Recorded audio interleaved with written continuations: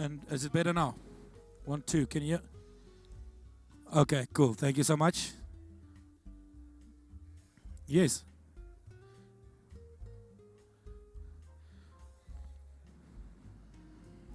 Okay, so Seth will phone you now with the details.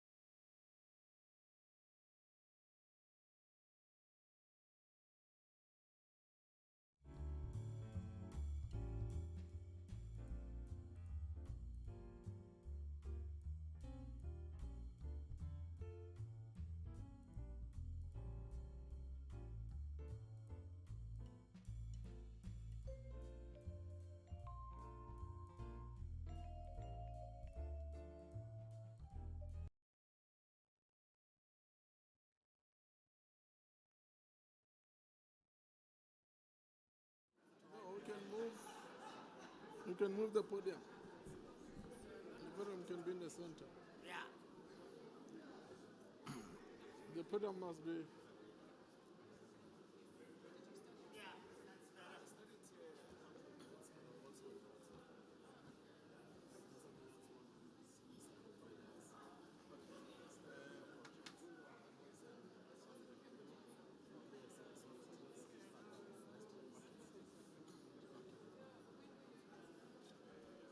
Good evening. We are about to start our program.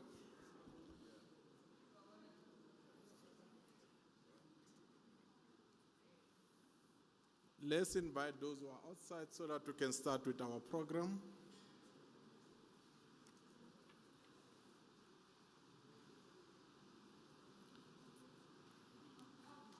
Before we start, let's all go to our phones. Do you have our phones? Let's go to silence. So that when you answer your phone, you can answer it quietly without disrupting the proceedings of the event. Are we all fine? In the ANC conference resolution, one of the conference resolution we have agreed that we will professionalize and modernize the ANC. Part of professionalizing the ANC is to start our event on time. Minister of Human Settlement and the chairperson of the ANC Subcommittee of Economic Transformation, Comrade Kensani, the members of Cabinet Economic Cluster present, members of the ANC Economic Cluster Subcommittee present, our panelists, Ntate Padi Lehoka, who will be joining us through virtual, Professor Fiona Tragana from the School of Economics, University of Johannesburg, Mr. Mokoki,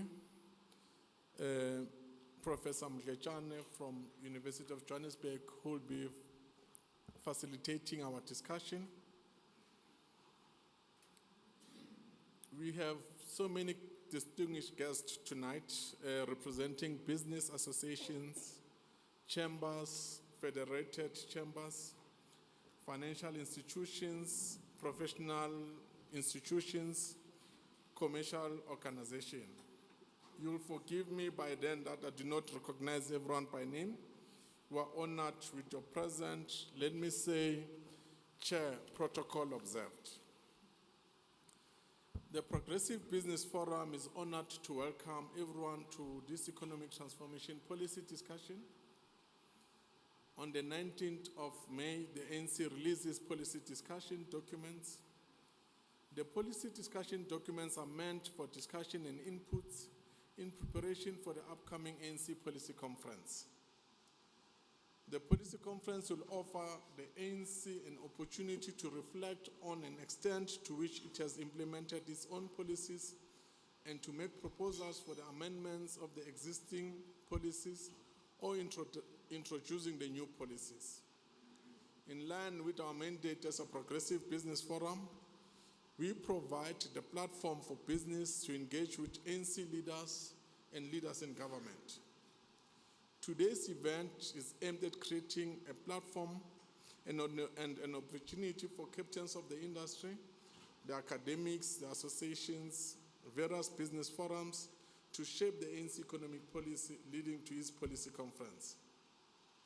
The chairperson of the subcommittee, Mamuloko Kubai, will give an overview of the ANC economic transformation policy. Thereafter, we will hand over to our panelists. The panel discussion will be facilitated by Professor Mglechane and will also provide an opportunity for everyone present to engage. While we may not be able to present everything about the policy discussion document this evening, we'd like to encourage everyone present today an opportunity to make a written submission into the discussion document. You can make that submission. You can use PBF website, www.pbf.org.za. We also have the ANC platforms at etc@nc1912.org.za. Before I invite the minister, let me quote the ANC 2021 Elections Manifesto.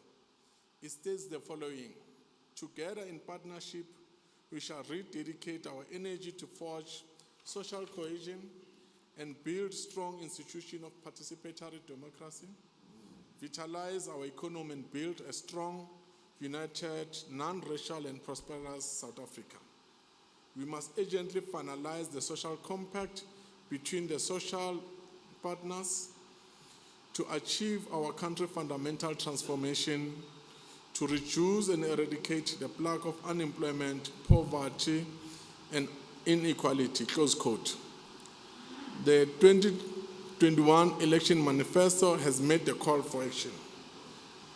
This evening, we'd like to encourage you to take advantage of this event and make input. We're looking forward to hear from you, assisting us in shaping the ANC policies. In that note, let me invite the chairperson of the ANC Economic Transformation Committee, she's also a deployee in government as a Minister of Human Settlement. She's also the chairperson of the government economic cluster, Comrade Mamuloko Kobai. Thank you.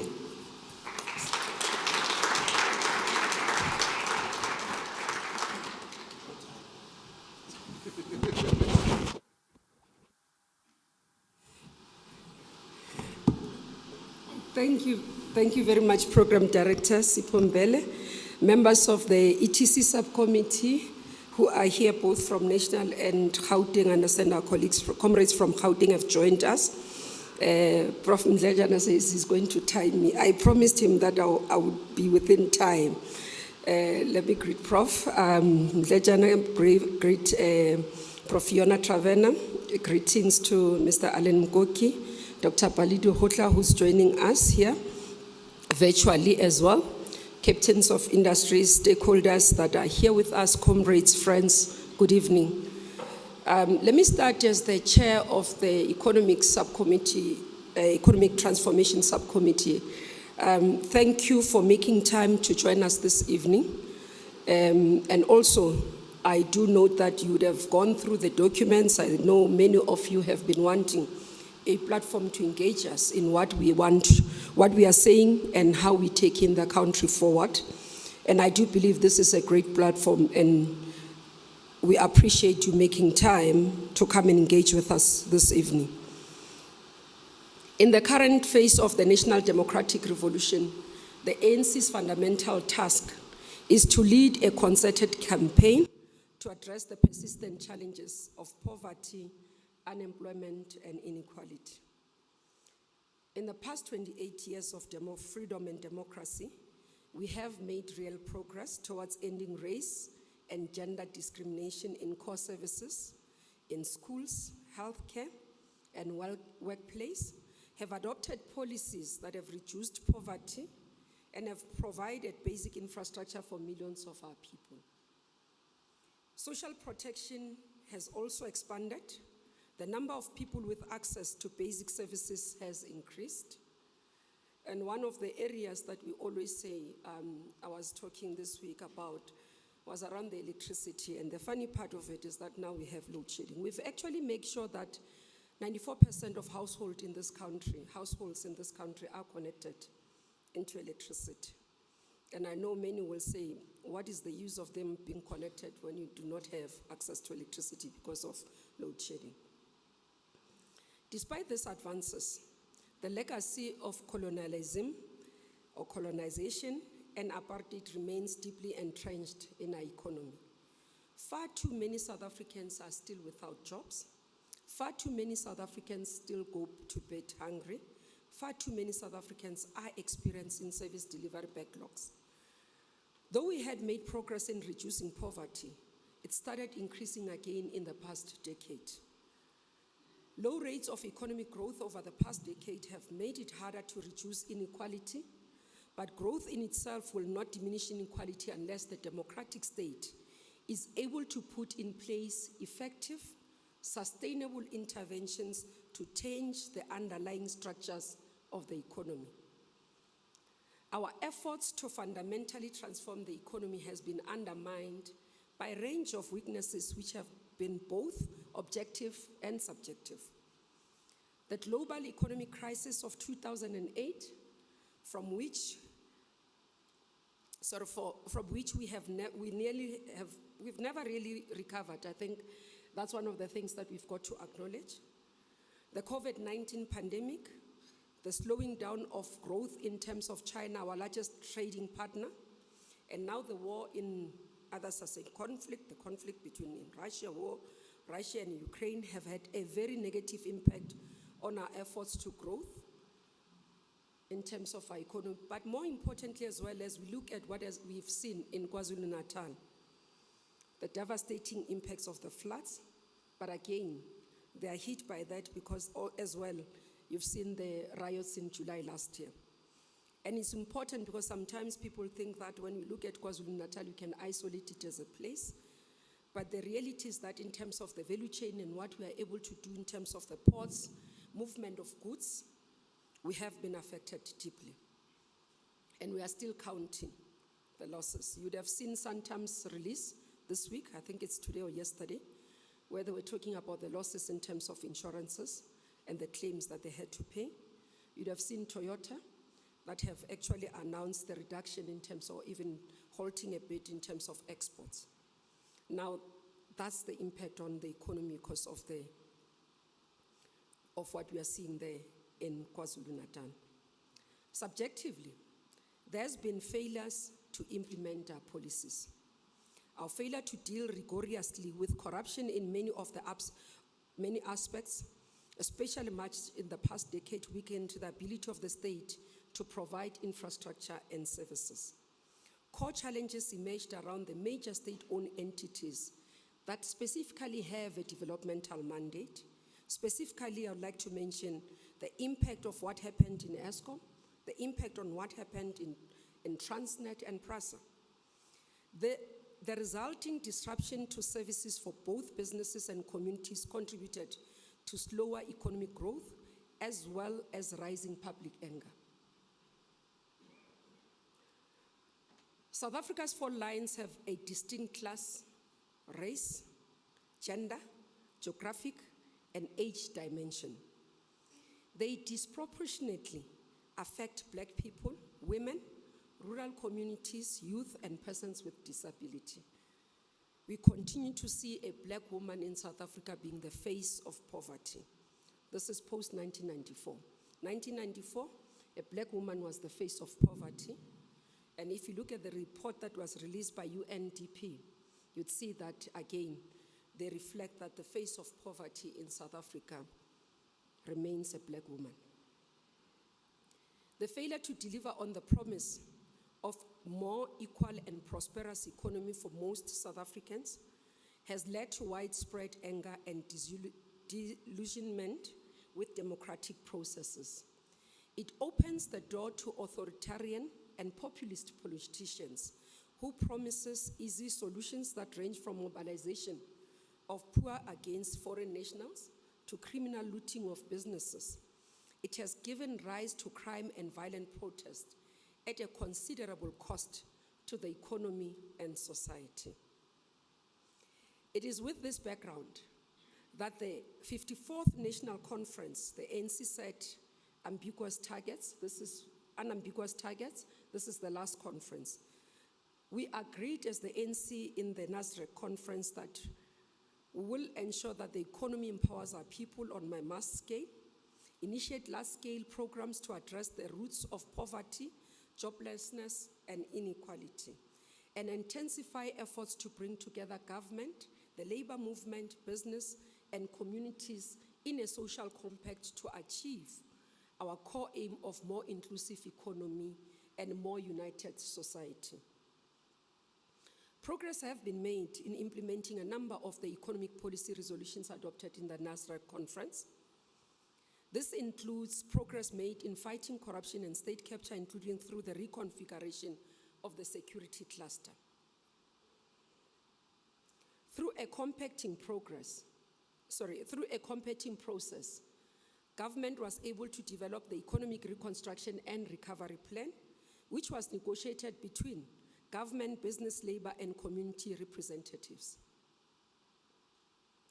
The ERRP, in short, enabled interventions to restore energy security, interventions to stabilize state-owned companies and strengthen the state capacity, interventions to promote increased investment and infrastructure investment in particular, the implementation of a minimum wage system, the strengthening of competition policy, including strengthening regulation of uncompetitive structures, as well as the pursuit of a balanced path of macroeconomic management. From macroeconomic perspective, we have controlled inflation and maintained an effective progressive tax system that has permitted government to extend basic services to households that cannot afford to pay for them. Again, in this area, as we do this, the conflict in Russia and Ukraine continue to undermine this as we see the prices of basic food and basic needs for household continues to rise. Due in part to the impact of COVID pandemic, there's been closer cooperation and compacting among social partners. Government, business, labor, and communities as mandated by the 54th National Conference. And still we're seeing quite a number of work that has been done. The achievement of what we did with the rollout of the vaccine, working together with business communities. It's one of the examples of public-private partnerships that can be achieved, where we saw the rollout of vaccines in terms of private sector, not only limited to public sector, but being able to work together to agree on economic objectives and that agreeing that these are the areas and things that we needed to do, all of us as social partners. In certain other areas, progress in implementing our resolution has not been adequate. We have not had sufficient support to amend the Constitution to allow for the land expropriation without compensation in certain circumstances, although there has been progress with the passing of expropriation legislation and strengthening of land redistribution processes, for example, where we are seeing state land being given, for example, to human settlement for human settlement purposes and building for communities, and actually making sure that those properties that are closer within urban areas are utilized to build social housing, to start addressing the issues around the apartheid landscape, special development, which we have to be able to look into and redress. We have not corrected the historical anomaly that the South African Reserve Bank has private shareholders. This is partly due to concerns of possible negative unintended consequences of a move to public ownership. This includes the undue enrichment of private speculators who have been lobbying for such an intervention as they hope to make massive financial gains from the process at the expense of South Africans and the cost to the fiscus. So part of what we are raising here is that some of the decisions that we take publicly have, those of you who are in business running your companies will say they are market sensitive. So we took resolutions, people saw an opportunity and positioned themselves, and now the resolution becomes difficult to implement because it's unaffordable. So perhaps one of the lessons that we are learning out of the conference is that how do we caution our policies in such a manner that where there are issues such as that have market sensitivity or will have an impact in terms of the cost, how do we put them so that they do not have a negative impact that we are unable to implement them? This is one of the areas we'll have to deal with as we go to our conference. This is a confirmation that our approach to policy implementation is guided by the balance of evidence. At all times, we scientifically assess the impact and logic of our policy against objective reality so that we can avoid populism and easy victories. The objective of reducing huge pay gaps in the private sector has not been effectively advanced. Although improved education and training outcomes should assist in expanding the pool of skills and structurally begin to reduce the gap, but we are not seeing this happening. So we're seeing more top management receiving more and the lower having difficulty to survive. And this is what leads to mainly what we are seeing with the protests and all that. And it's one of the areas as we deal with inequalities we have to address drastically.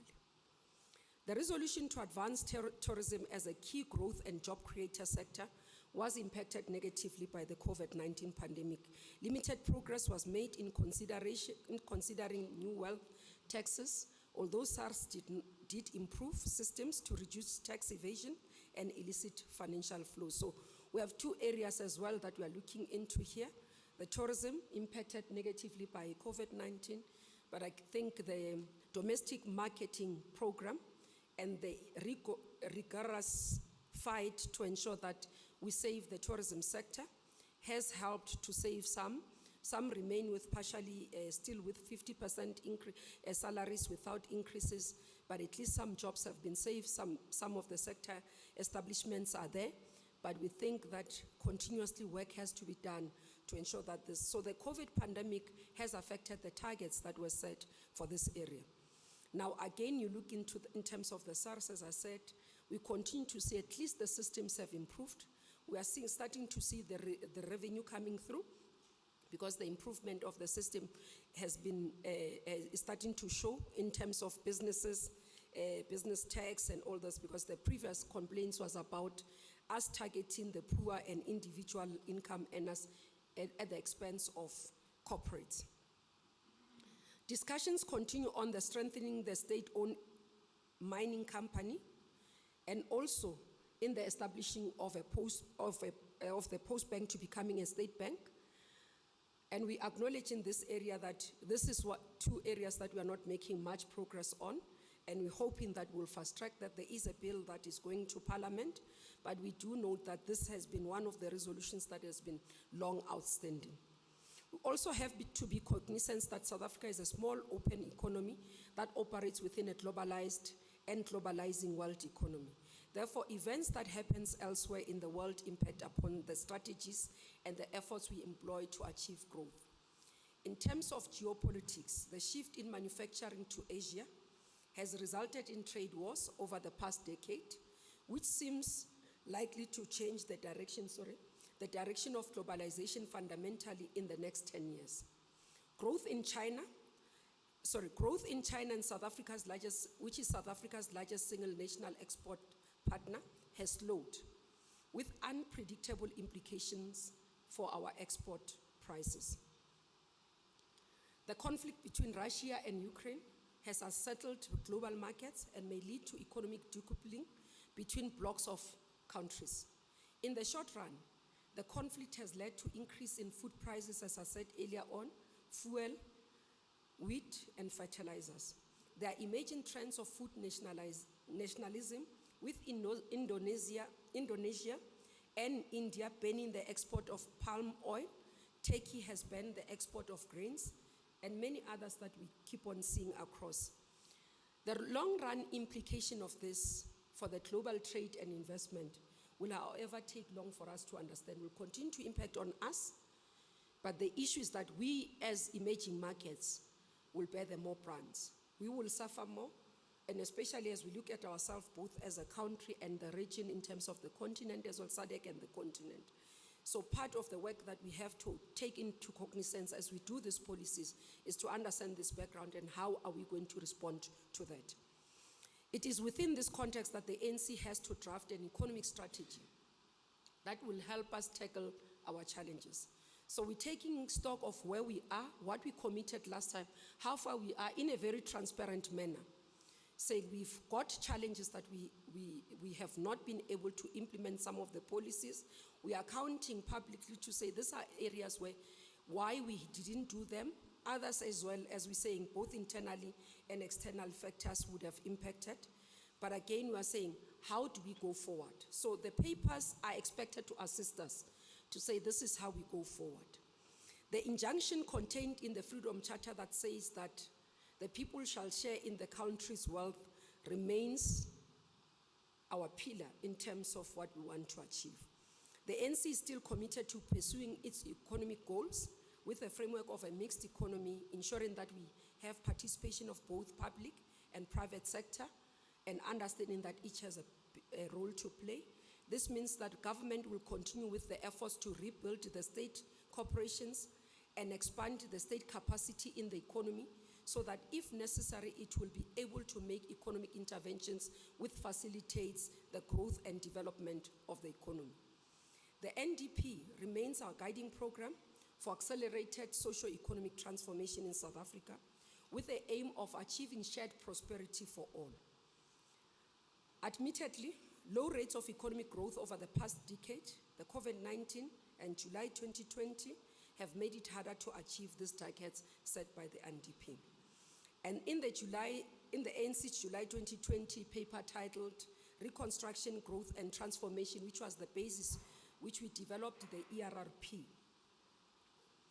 we focused on the question of how to use the recovery from the devastation of COVID pandemic to change the fundamental structure of our economy. The document, as we said, laid the foundation of the ERRP, which was negotiated with the social partners. And out of that, we had the following areas as interventions, and many of you would remember.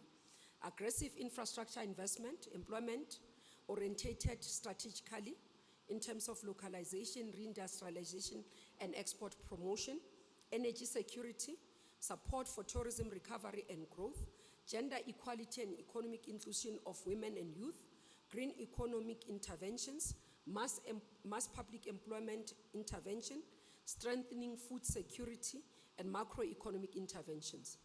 Now, it's important for me to reflect this because this also becomes the basis of what you see with our document as we focus on the sectors that we have identified.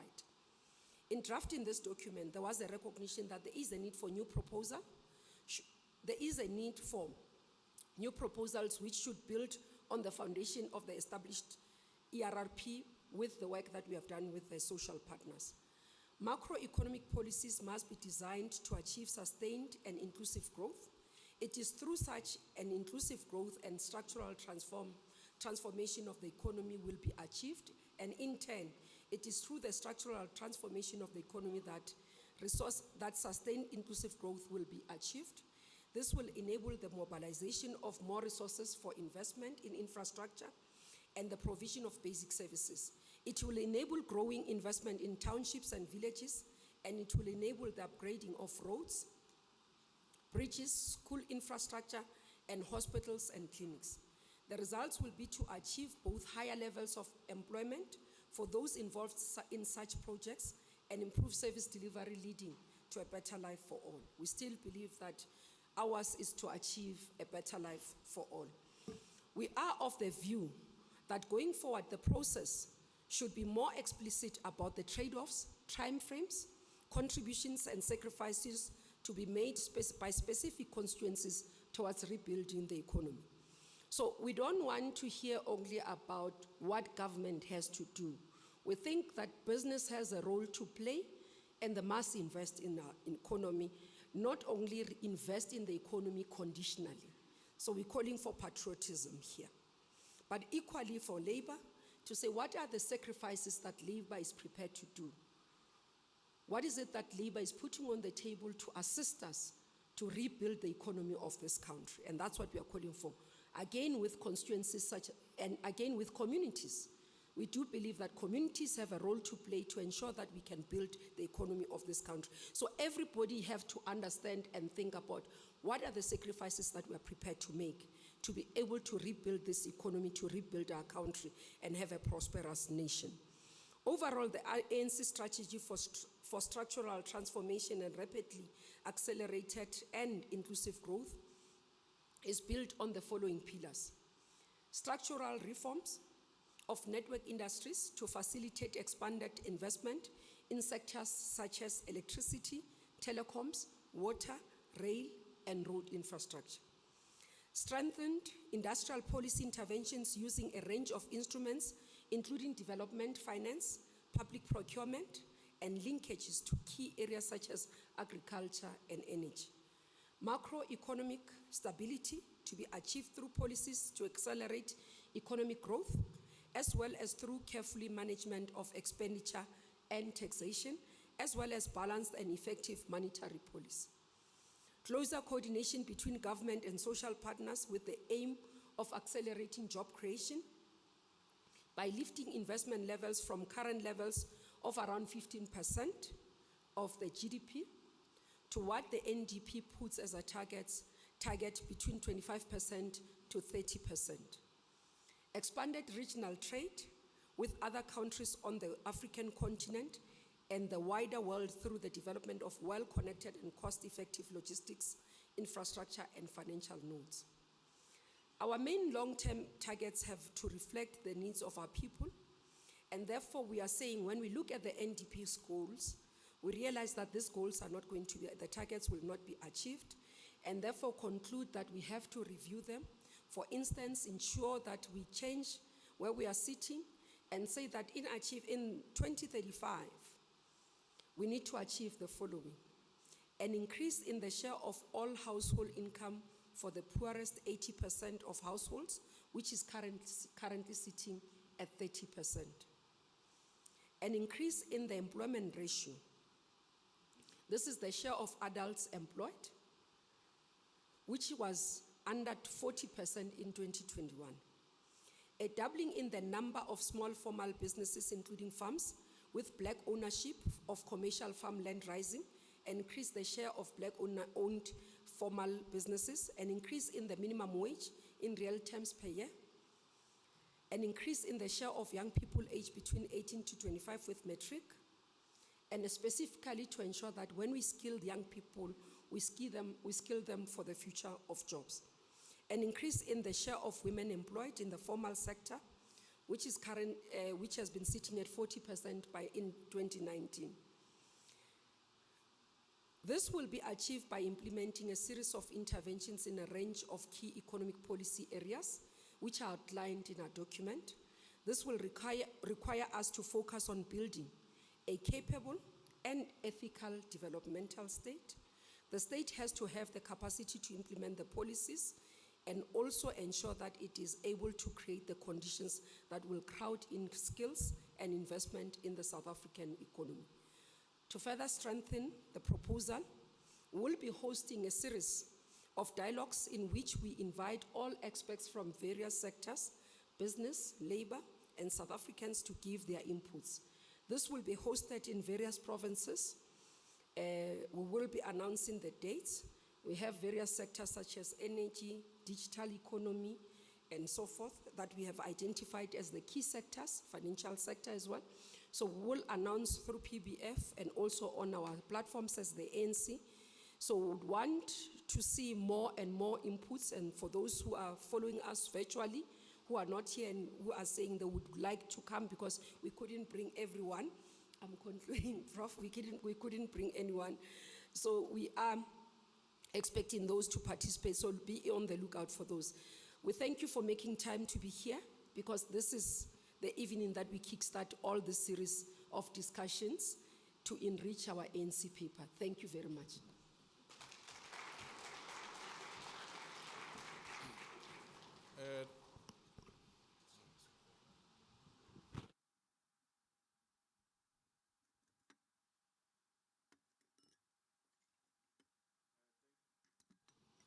Thank you. I usually watch on TV, Minister. They'll bring a spray next to the mic and you'll hear it on TV while they're watching. So luckily we're organized today. So professionals are here. We were starting with our panel discussion. Our panel discussion will be facilitated by Prof. Mgechane. Just a brief background, his bio. Prof holds a PhD in political science from University of Wits. He's a professor of politics at University of Johannesburg. Before he joined UJ, he held research and teaching positions at various institutions, including City University of New York, HSRC, and Mapungobe Institute of Strategic Reflection. Prof has published numerous academic publications. His latest include a book, Anatomy of the ANC in Power, Insights from Port Elizabeth 1919-2019, and chapters in the volume titled Marriages of Inconvenience, The Collisions Politics in South Africa, edited by Professor Boysen. Prof. Mgechane's forthcoming book is detailed historic accounts of the University of Fort Hare, 100 years. Prof is a leading political analyst in South Africa, comments and writes regularly for both local and international media. He's a board member of Council of Advancement of South African Constitution, a member of the editorial board of Journal for Public Admin, and he's also a fellow of African Leadership. Ladies and gentlemen, let's welcome our facilitator, Prof. Mgechane. Thank you, Sipho, and good evening. The ritual. Thank you. This is a first for me, facilitating an ANC discussion. I'm normally on the other end, so I should be at my best behavior today, I guess. We have a very impeccable panel. Thank you, Nkansani, for sticking to the time as we agreed. The time allocation was 25 minutes, and you almost stuck to that 25 minutes. Thank you for that. We have three speakers, all impeccable. We will start off with Padile Hohla. Earlier on in our discussion, we were undecided as to how much time we should give to Padile Hohla, because Paddy is very experienced and tend to be very elaborate in his explanations. So I'm not sure if Paddy is connected. Is he connected? Okay, Paddy. Ritaufa. Ultimately, Rilaka Dumelana or 12 minutes. So 10 to 15 minutes will be allocated to everybody, beginning with you, Paddy. Paddy, as you know, just by way of complying with tradition, a few remarks biographically. Is a familiar face in South African society, having contributed immensely towards creating a knowledge-based society. As a statistician, he has contributed not only in South Africa but globally in imparting skills, helping various countries to accumulate and collect statistics. He has recently been appointed Professor of Practice at University of Johannesburg, and mentions quite proudly in his bio that he has served as a columnist for almost 20 years. How he does that, I don't know. And is just about to launch an institute that will focus on economic modeling in the next few weeks.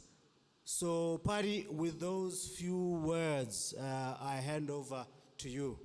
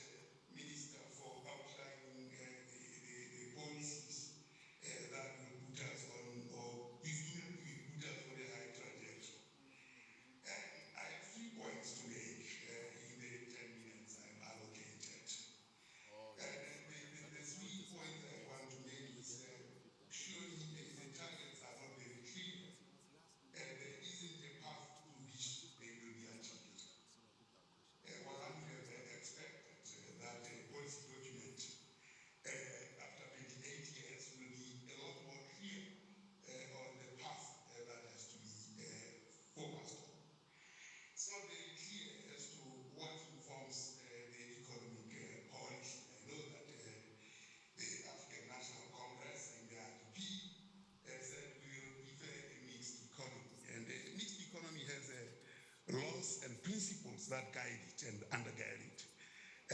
It's not very clear as to how that mixed economy might be. Will it be by accident that it's mixed, that there are things on the table that have private sector and government, or will it be strategically determined following the laws of motion of the economy? That's not very clear in the policy document of the ANC.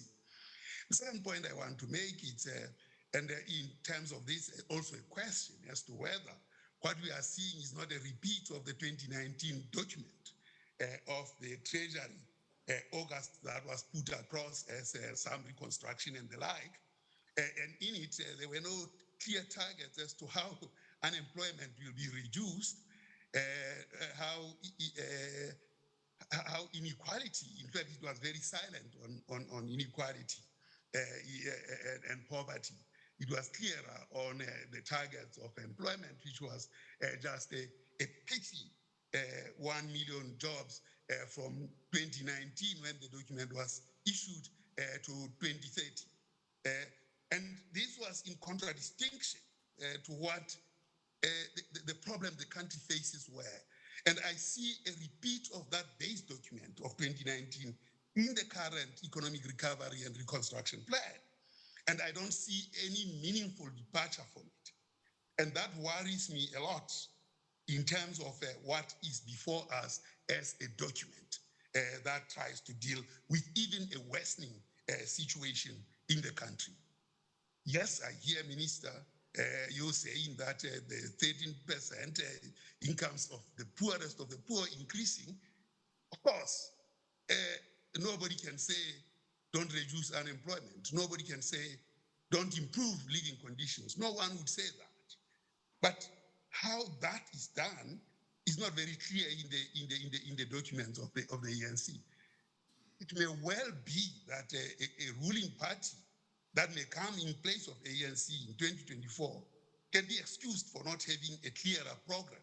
But for the ANC not to have a very clear program of action in terms of economic policies that it follows, that's a disservice to the nation, because in the documents themselves, it's clear that we are actually where we were in 1994, where the questions in the Montflair scenarios were, will the transition occur? And it was clear, yes, the transition will occur. Will it be fast enough? With the demise of Chris Hani, the transition became fast enough because Mandela took charge and declared the date of the election. The third question was, will the policies be populist? And when that came, the RDP was filed on the side and gear came into being. I'm afraid with almost a similar crisis, but self-inflicted and self-made by the ANC, we see the same question coming as to whether the transition will occur. Yes, indeed, the corrupt are running helter-skelter at the moment, but as Joel Nechitenge said, that the corrupt, the beneficiaries of state capture will fight back and fight very hard. The question is, are we going to succeed? Almost as it was questioned in the Montflair scenarios. Probably we might. Will we succeed fast enough? The signs are, it may be very, very slow. The next question is, how are we going to deal with the economy? Here, I think the ANC is on skids. It's not very clear what it will do with the economy. With ESCOM divided into 3 boards and almost up for sale, although it's not said that way, it is clear that we are back to gear Mark II, if one were to say it that way. With the flight SAA already gone for 51 rand, with many other things that are up for sale, where now the choices are which state-owned enterprises will actually be kept, which ones will be dispensed with. It's not very clear as to which ones will be that way. You know, we have 700 of these. It's not very clear which ones will go and why they will go. For instance, why would ESCOM go?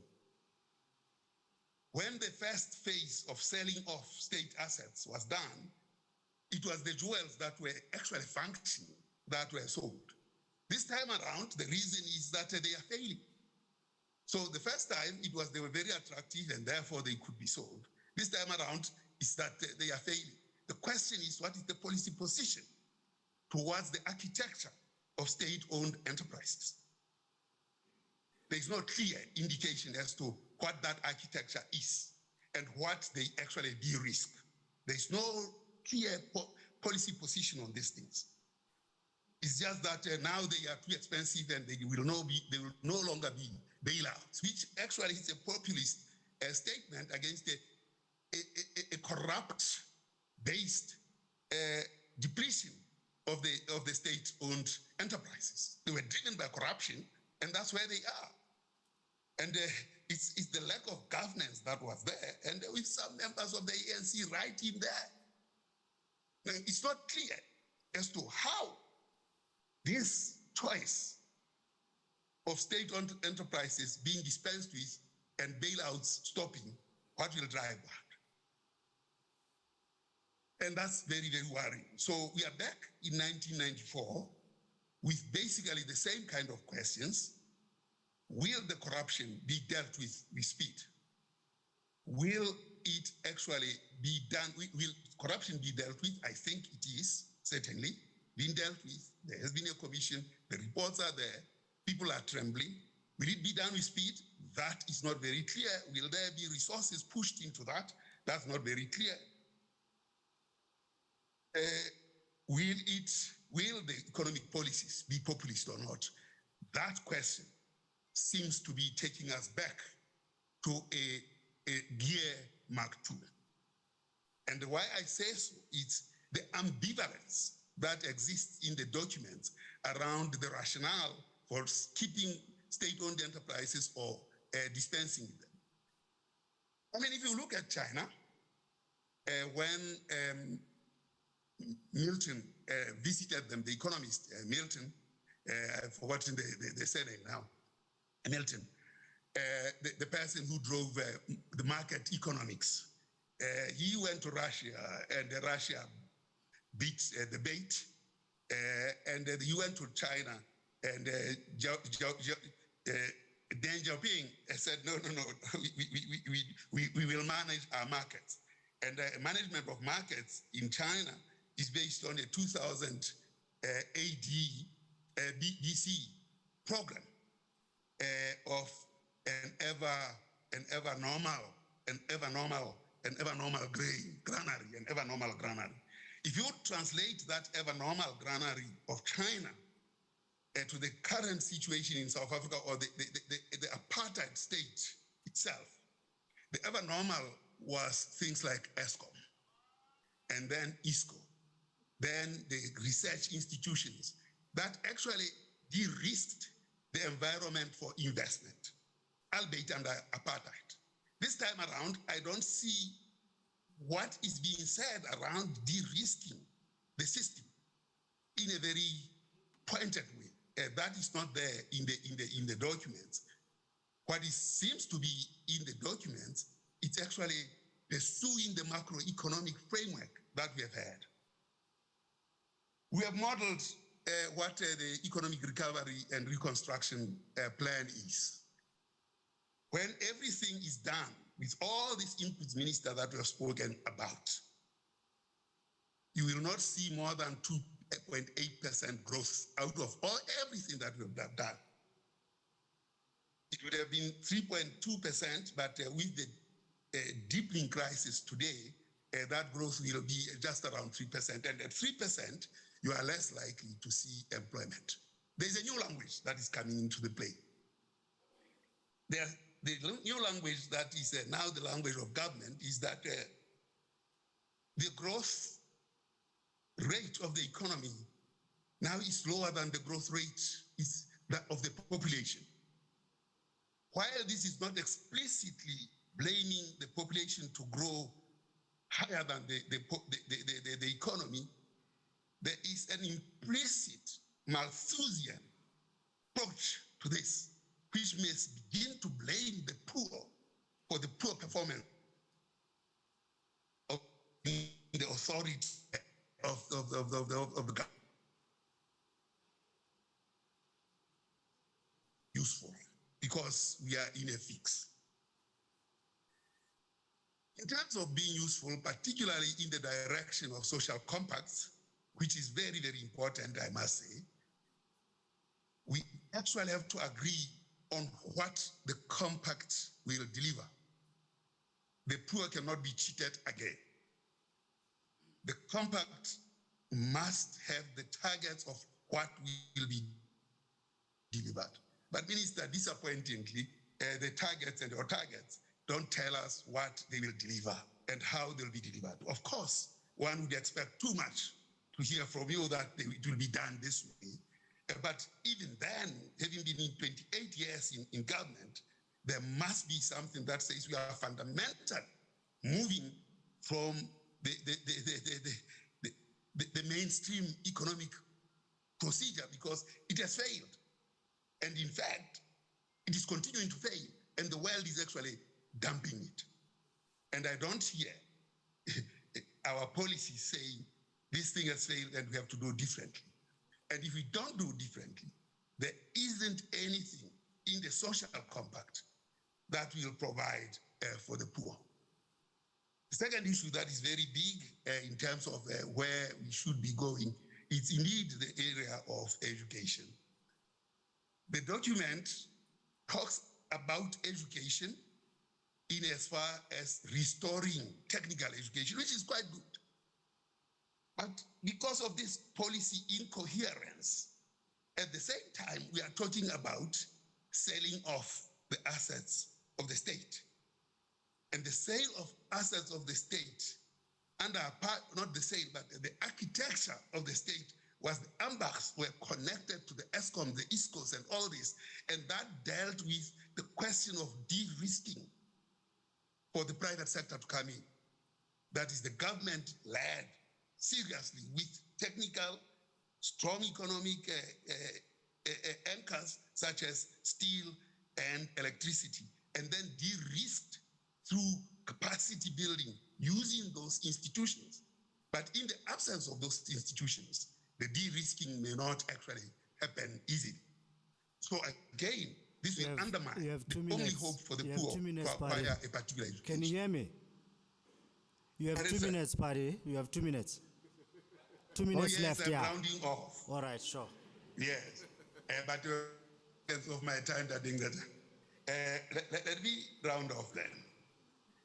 As I round off, I think the social compact, the promise of that compact, will drive us and push us to real planning and planning economic policy, mixture of policies that drive material benefits to the poor. And that is buried in reviewing quite severely, because everything else is more of the same. The microeconomic, the master plans, those things are not going to increase the growth, nor will it lead to a development path. They are good things to do, but unfortunately, they are a laundry list that adds to nothing against the challenge that. Thank you very much.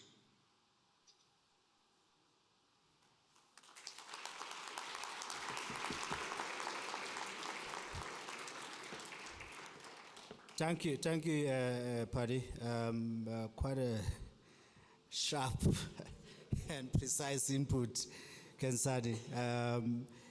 Your document is full of targets, but without the how part of it. There's no plan of action.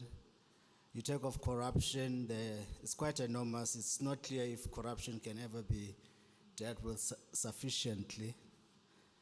At the same time, Paddy is wondering why you are thinking of selling off ESCOM. I thought it would have been clear that ESCOM and many other parastatals haven't been doing well, and maybe Telkom is a good model to follow because the state still has a bit of a share there. So those are some of the issues that came out in Paddy's presentation. Our next speaker is Professor Fiona Tregner. She has a PhD in economics from the University of Cambridge. She doesn't mention in her CV, but she was quite a staunch leader of the Communist Party and the Youth League, very staunch and feisty, a bit mellowed now. She holds a chair. She holds the research chair in industrial development at the University of Johannesburg and has served and continued to serve in several committees, including our own Presidential Economic Advisory Council. Fiona, you also have not more than 15 minutes. Please welcome Fiona to the podium.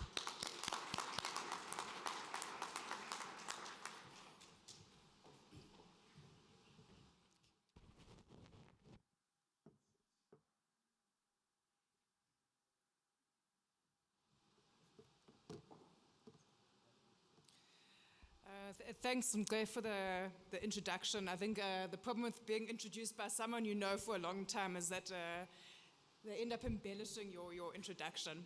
But thanks anyway, and perhaps I should just mention as well that I'm speaking here in my personal capacity.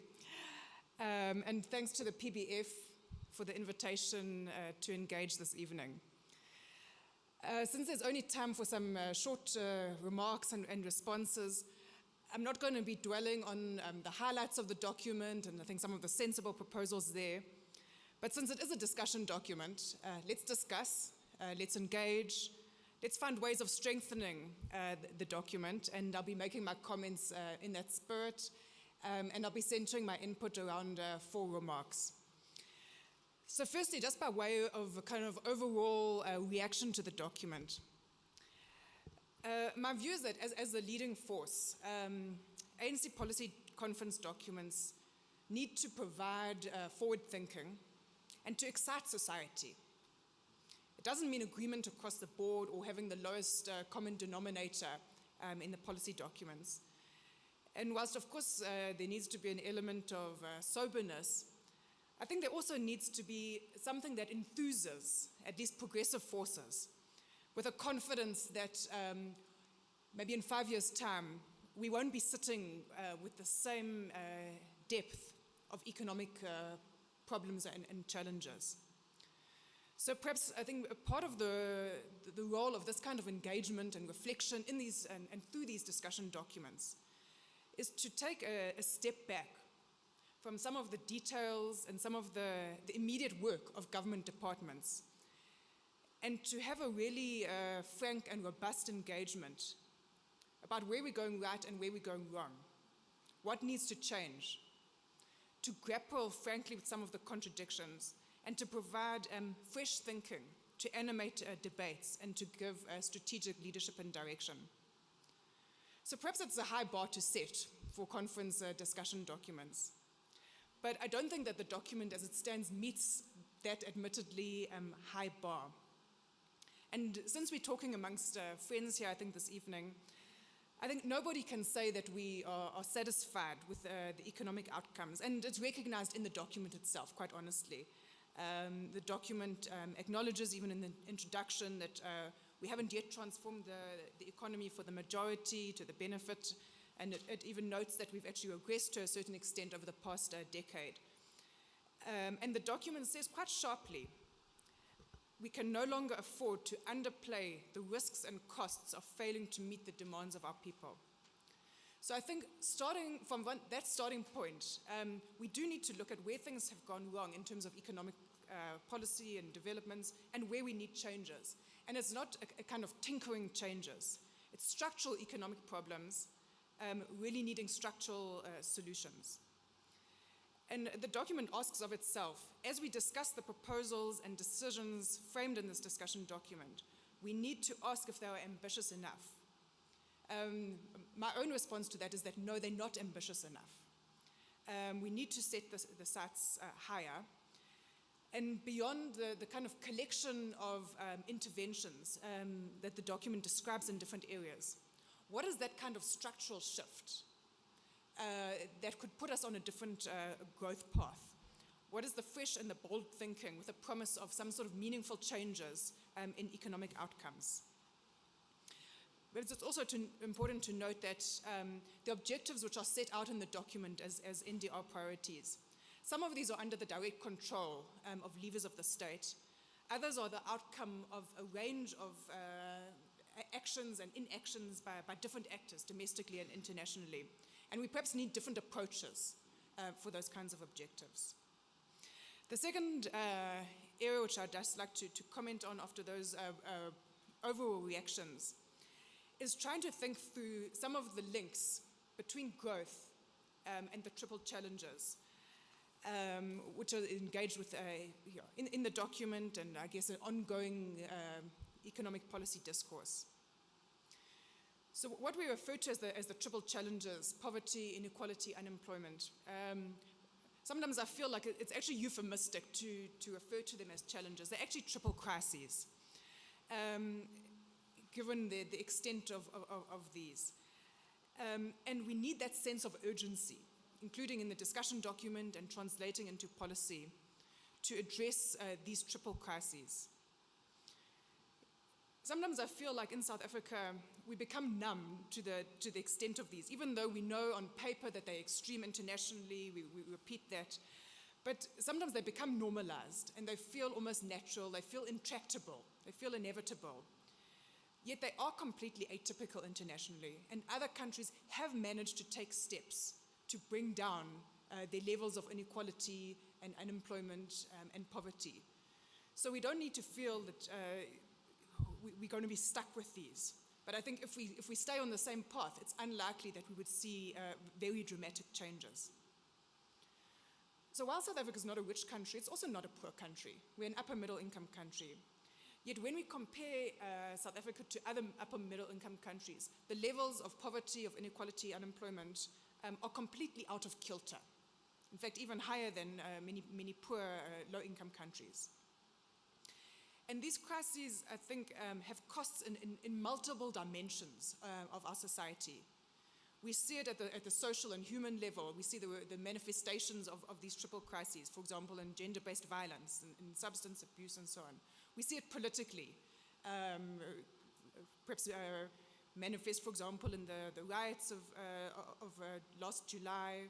We see it in terms of the economic costs to growth. And I want to dwell on that a little bit. This relationship between growth on the one hand and the triple crises, poverty, inequality, unemployment, and trying to think those through. I think in some ways it's more obvious how growth affects the triple crises. We know that growth directly affects unemployment, poverty, and so on. But sometimes we lose sight of the influence in the other direction. And I think the extent to which the levels and the depth of these triple crises are in themselves a constraint on growth. So whilst here reflecting a bit on the academic literature, there's a lot of debates and studies, for example, about how does inequality affect growth. It's almost unanimous that extreme levels of inequality are bad for growth. And there's in economics literature, there's many channels and models and econometrics and so on analyzing this. But I think economists from all persuasions would recognize that at least at extreme levels, inequality is bad for growth. And South Africa clearly falls into that. Similarly with unemployment, poverty, and so on. So this kind of two-way relationship suggests that we can't feasibly grow ourselves out of these challenges. It's not feasible that we're going to reach the kind of growth rates, more than 10% or whatever, on an ongoing year-by-year basis, that we could grow ourselves out of these triple crises, because they themselves are actually holding growth back.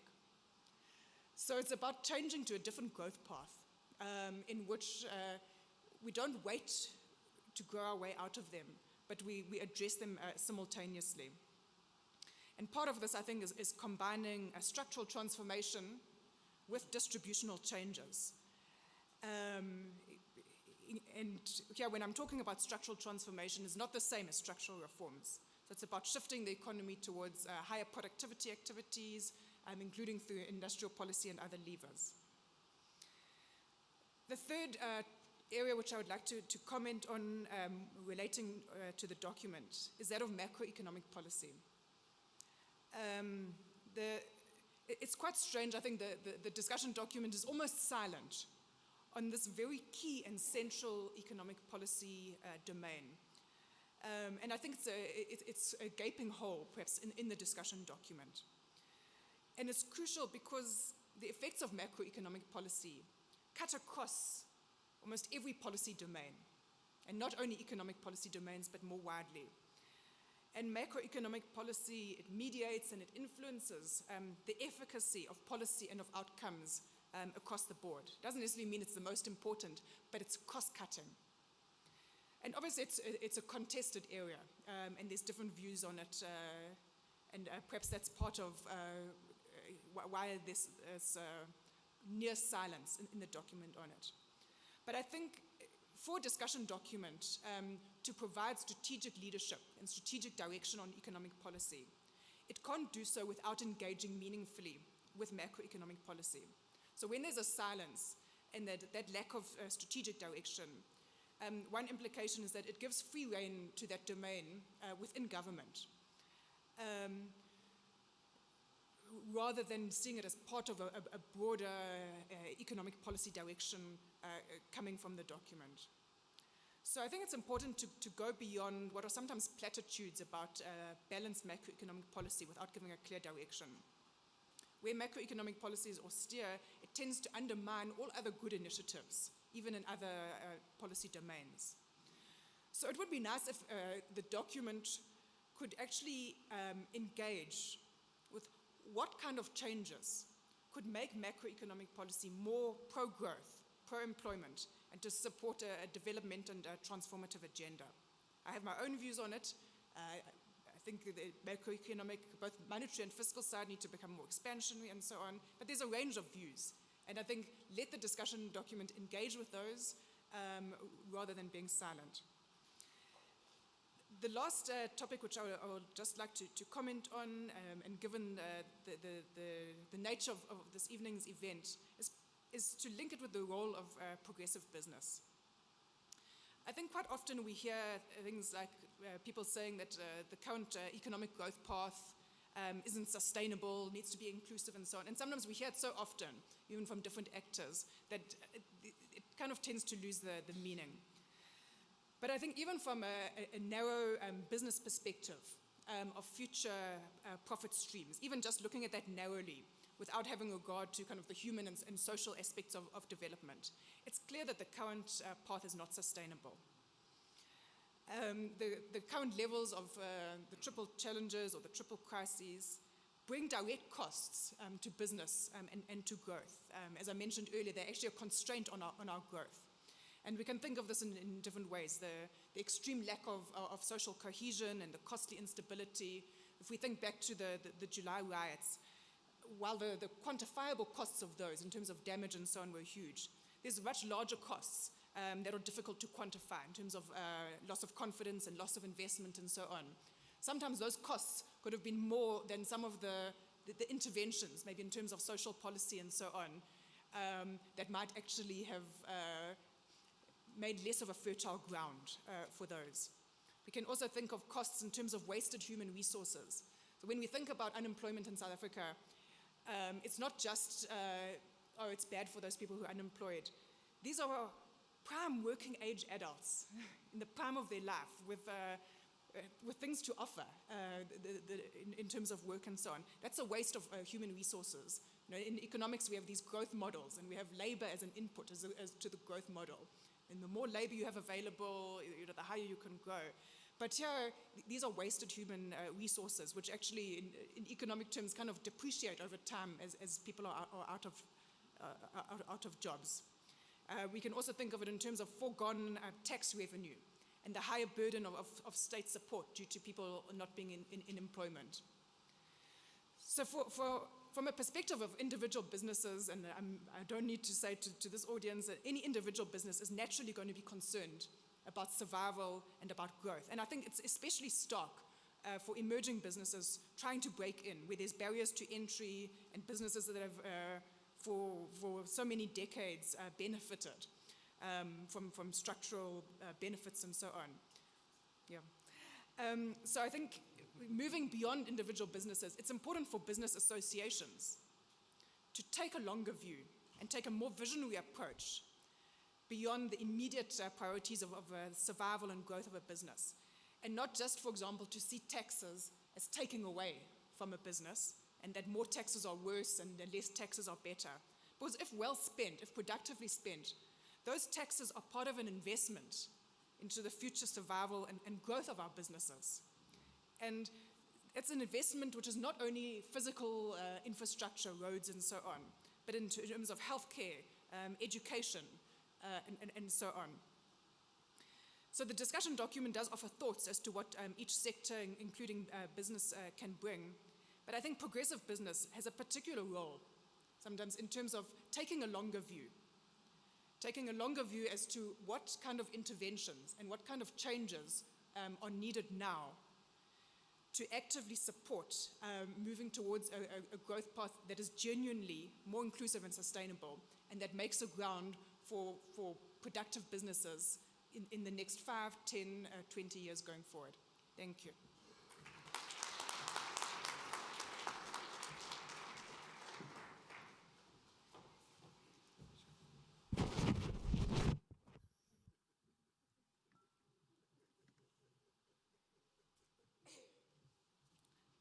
Thank you, Fiona. Provided a lot of food for thought. What is the overriding vision? What kind of society are we heading towards? The details alone are not sufficient to paint the kind of picture, destination that we are looking at.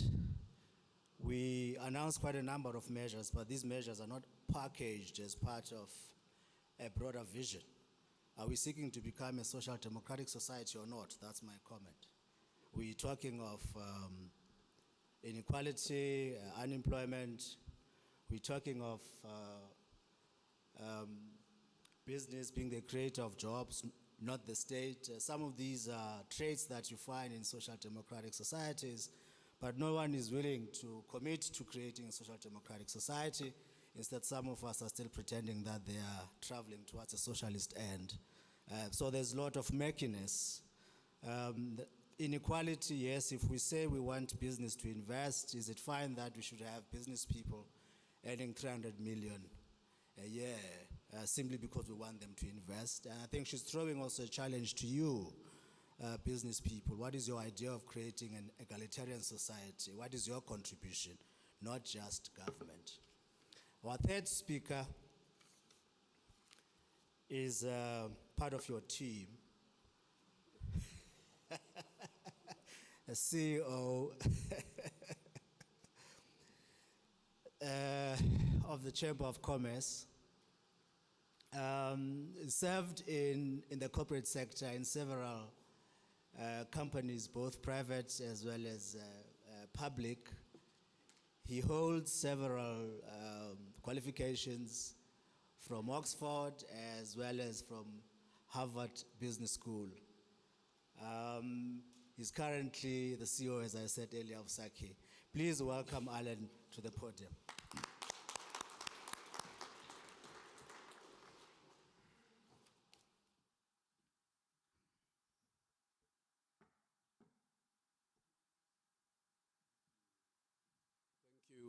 Thank you, moderator. I think that's what they call you. I know. Thank you, moderator, and the chairperson of the Economic Transformation Subcommittee, our host, Mr. Mbele, the PBF organization. One of the advantages that you have when they say you must speak last is that you can be one of those mfundis of Alinkonzo, who prays at the end, and for everybody to go home. So I'm not going to take too much time because I know people are getting hungry and they need to grab something. Earlier on, when we were having a briefing on the other side with the chairperson, I was impressed with an aspect of what she then said, that, you know, this renewal that the ruling party is going through also includes the idea of listening to people who have a very different view, people who disagree with the standard dogma or who share a view that is not the same as what the ANC would have had. You know, Abanguni, they've got a very beautiful saying that says that ukubheda kwendoda kusho ukuthi isangene. Now, to those who are uneducated, I can interpret that, you know, the Constitution of the Republic, under the Bill of Rights, it gives you certain rights, including freedom of association, assembly, as well as expression. But this Nguni saying effectively says that you have an obligation to listen, even if you disagree with the other person. It almost imposes a very higher level of a standard, even higher than that of the Constitution that the African sport brought into the system, to say that just because you have a different view does not mean you shouldn't listen to other people. And in that context, it forces you into that dialogue, because a dialogue by its very nature is when two or more people come together only with an intention to listen to each other, not to speak, with an intention to listen to what they're going to say to each other. And this Nguni saying goes with another saying that Amazulu like to say. It says that kubanjiswane uma kuchathwa uhlanya. So in African traditional medicine, if you lose your mind, we believe that you've got fufunyana. There are little creepy crawlies that are running around in your head. And therefore, they'll send you to a traditional healer, and amongst other things, they may give you an enema. Now, if you're giving an enema to someone who's not cooperating, you need people to be holding that person both sides. And that's what it means to those who are uneducated. Program Director, Moderator, the Chairperson of the Economic Transformation Subcommittee of the ANC, we thank you for the invite. And we are going to be sharing some of our views, and we hope that this is not the last of the engagements. We always talk about the 4 Ps, people, purpose, politics, and policy. That these are the things that are in the alignment. And to the extent that we're having a number of these kinds of conversations, debates, disagreements at all times, we're sticking to that particular template, that we are trying to figure a way of finding what exactly is this that is the vision for this South Africa. And in a number of cases, we find that South Africans, by their very nature, because they are very boisterous, because it's a very, very noisy republic, we don't actually even share the same vision. And I'm saying that very, very, very advisedly and with respect. There is no common vision in South Africa between big government, big business, big labor groups, and the broader society as we know it. And it is very important to craft that vision so that we all know that we're marching to the same hymn and exactly where are we headed. We've got quite a number of documents, policies, and all these kinds of things. We've got the NDP, we've got the United Nations Sustainable Development Goals. In the last 100 years, Chairperson, only about 8 non-Western countries have moved from being developing economies to becoming developed economies. And you count amongst those Japan, Taiwan, South Korea, old Hong Kong, Singapore, Russia, yes, Russia, Australia, and Israel. And what exactly is this that they did? And if you look at many of those particular places, they didn't have the endowment of natural resources that we do have as South Africa.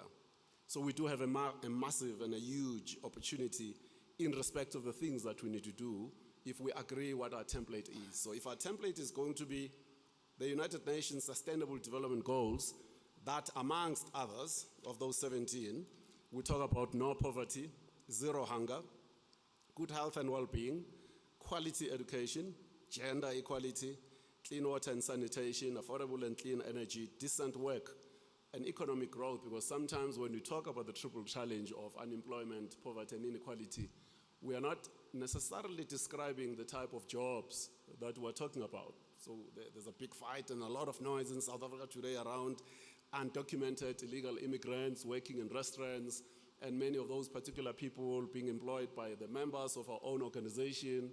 And in a number of cases, those people are not even being paid. And they're only being paid by way of tips. There's an element of human slavery that has crept into the South African economic environment that we do need to deal with, both the public as well as the private sector, both government, the authorities, the regulators, the legislators, as well as the practitioners who are in business, such as ourselves. So we have to deal with these particular things in terms of the template that we're building for the future of South Africa. If we're saying that one of our templates are the 12 pillars of the World Economic Forum Global Competitiveness Index report that includes issues around the enabling environment, human capital, markets, and an innovation system, then we have to resource the plan to be able to deliver on those things, because these are the things that we're actually going to be measured on at all times. So to the extent that I was listening to Ntate Palili Hotla talking about some of these things are not actually ever going to get done because they're not properly resourced, we need to combine our efforts in terms of agreeing that these are the things, number one, that we all have to work together with. And then on the other side, we now need to be able to say, what is the plan? Because in South Africa, the difficulty is that we have a lot of plans, but there isn't as much a high level of implementation as the chairperson also observed in her opening remarks here earlier on. But chairperson, one of the things that we have to say as business to the authorities very, very clearly is that none of these things are going to happen insofar as they relate to the economic transformation unless we build a meritocracy in South Africa.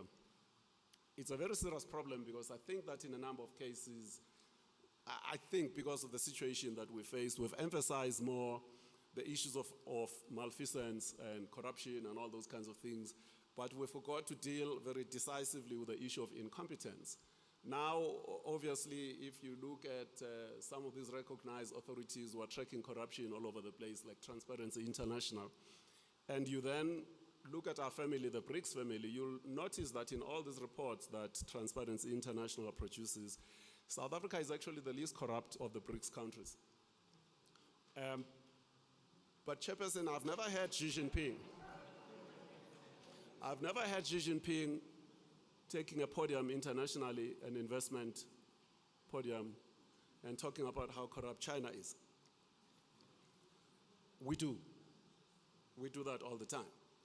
And maybe that's okay that we do it for a while, but people in the know are then asking the question of, are we saying that because we're not dealing with the real issue of competence in the system?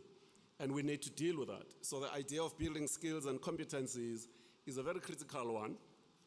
And it's not only an issue that relates specifically to the public sector, we also experience exactly the same thing in terms of the private sector as well. So there is a huge lacuna in terms of the leadership component, even in the private sector, around the things that we all need to work together on. In the private sector, we still see issues of transformation.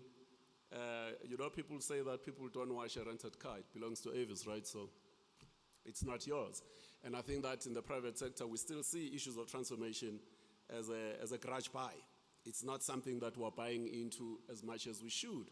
And a lot of that has a lot to do with ignorance, a lot of that has a lot to do with leadership incompetence, and a lot of that has a lot to do with a whole range of other things. But coming back to the public sector, we do need to build a very strong system that is based on merit. In fact, it eludes me why, when we look at the top executive management in the civil service, I don't know, maybe 30, 35 government departments, maybe the top 5 people there, you're talking 180 people, why are those people not being compensated at the same level as the top 40 JSE listed corporations of those people who are in the C-level suite? What would happen if we did that? The cost is not going to be that high, it's an investment. And that actually investment is going to pay back hugely because we're losing billions because of that incompetence. So what you're now doing in the government sector is that you're employing people that you are not paying very well, so it limits your ability to attract the best people who are available. And then they hire consultants whose mission is not to really solve the problem because you are affecting their revenue. So they are not going to stick around and solve your problem permanently. They are going to stick around to create more problems for you so that they can continue to earn. And so it's a wasteful activity that we need to be able to deal with. So we do believe very strongly that we need to restructure that area, because if you don't restructure that area, there is no economic transformation that is actually going to take place. The economy is run by generally 4 or 5 professions coming to deal with the issue of empowerment and all those things, skills, etc. There's a disconnect as we speak today. That disconnect is caused largely by the fact that the chartered accountants are the CFOs. They decide where capital is going to be deployed. And you've got the actuaries who work in the big asset management firms and insurance companies. And then you've got the bankers and the finance people, such as where I came from originally. And then you've got the engineers who design the projects, whether they are going to mix chemicals, whether they are going to dig up minerals from the ground, whether they are going to build a bridge, whether they are going to put together the plant, or whether they are going to run the power and energy system.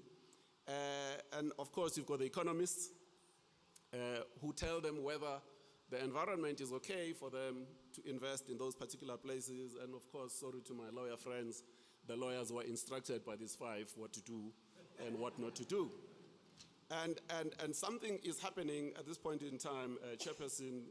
The decision making, an economy is run by a simple graph. On top, you've got savings, at the bottom, you've got investments, and in the middle, you've got intermediaries. And those intermediaries are these people I've just mentioned, who decide whether capital ought or ought not to be deployed. And I think that as bankers and investors were always arguing that all our decisions are objective, they are not actually always objective. Quite a number of these decisions are very subjective. They are about who you're lending money to. As we say, money goes to people. It doesn't necessarily go to projects. You can give me the best project, but if the people are wrong, you're not actually going to get that money. So if you're not putting more black people, more black kids into these particular professions I've just mentioned, then we are actually wasting time because that is not actually going to happen. What are the universities doing now? If you want to go into the former white universities where most of these professions are being trained, be accounts and BSc engineering and actuarial science, Chairperson, you need, our children need 43 APS points. I don't know whether you're aware of these APS points. An A is 7 points. Yeah, thanks, I'm finished.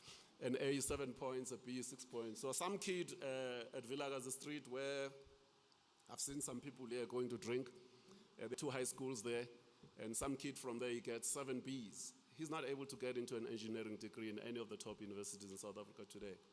So we're creating this inequality and we're perpetuating it, because if you don't fix the right skills in the black schools for the black child, we're not going to enable those children to get into the economy and participate very meaningfully and become decision makers. So that's one of the things from an economic transformation point of view we need to look at, and we need to make sure that that particular problem is actually resolved. We need to look at the schooling system.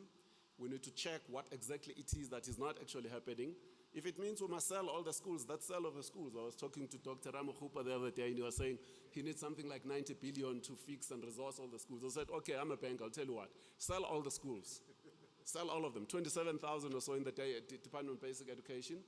4,000 square meters on average, that's 81 million square meters, will raise you 400 billion. We list the company, we give you back the money, and then you do a lease buyback option, and then you've got money in the kitty and you can solve a lot of problems. So there are many, many ideas that we can put together.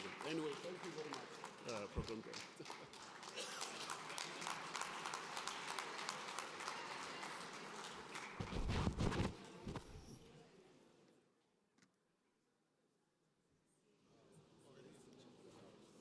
Thank you, Alan.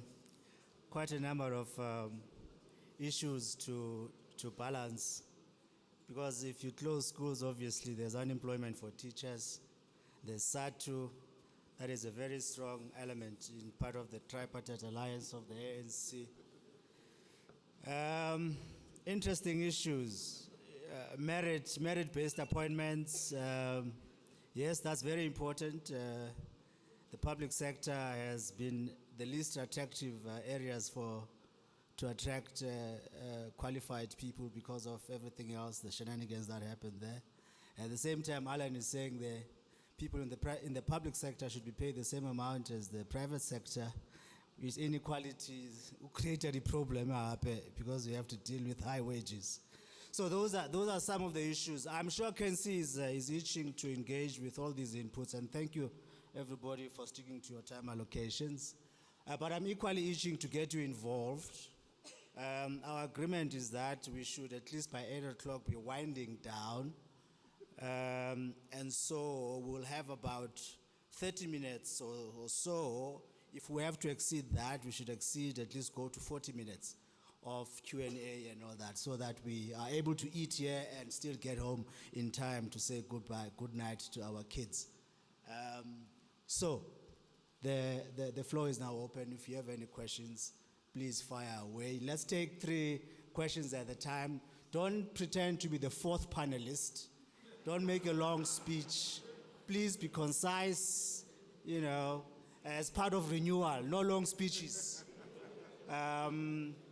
There's a cap here, these 2 hands here on the edge, on the aisle. These 2 hands. Is there another 3rd hand? There's a 3rd hand there. So you want to start that side? Okay, start there then. Then you come to the 2 gentlemen here. Please stand up and announce yourself. My name is Isaac Lishona from Compadre Solutions. I listened with care the inputs from the minister and all the panelists. And my fears have been confirmed. Can we just stick to 1 question? If you have to, then 2. Not more than 2, ne? Okay, thanks. What is the plan for SMEs? Does the government have plans for SMEs? Because South Africa seems to be a big business and big government country, and nothing said about SMEs, but we hear talk that entrepreneurship is the key to creating jobs, etc. And actually have a plan here. If they don't have one, maybe, bangathuma mina. Thank you. Yes, yes. SMMEs can see. Yes, go ahead. Oh, okay. I hear you, Prof. You saying it's a question. I thought we're making inputs. Yeah, yeah, I'm sure. Yeah, but this thing it only. Oh, okay, no, Yeah. kia ruka. Okay, no, my name is Dumi. No, I think the last gentleman speaker was speaking about triple Ps. We need better regulation, relaxed regulation in the form of triple Ps. And I think that's what he was saying, Prof, when he said we must sell schools. It doesn't mean we must do away with schooling. It means we must convert them into triple Ps. Then I think the other issue, SOCs, it was mentioned, appoint competent professionals. There's nothing wrong with SOCs. The document doesn't talk anything about vandalism when it comes to infrastructure development. We have a huge issue, so security must be something that we really talk about. When it comes to town planning, we talk about apartheid town planning, but 99% of the town planners in this country are black and African. What are they doing? Because why are they perpetuating the apartheid? But not to irritate a prof, let me sit down. Thanks. One blackmailer. Yes. My name is Kenneth Shupinyani, President of Bokamoso Dream Investment Corporation, based in Val.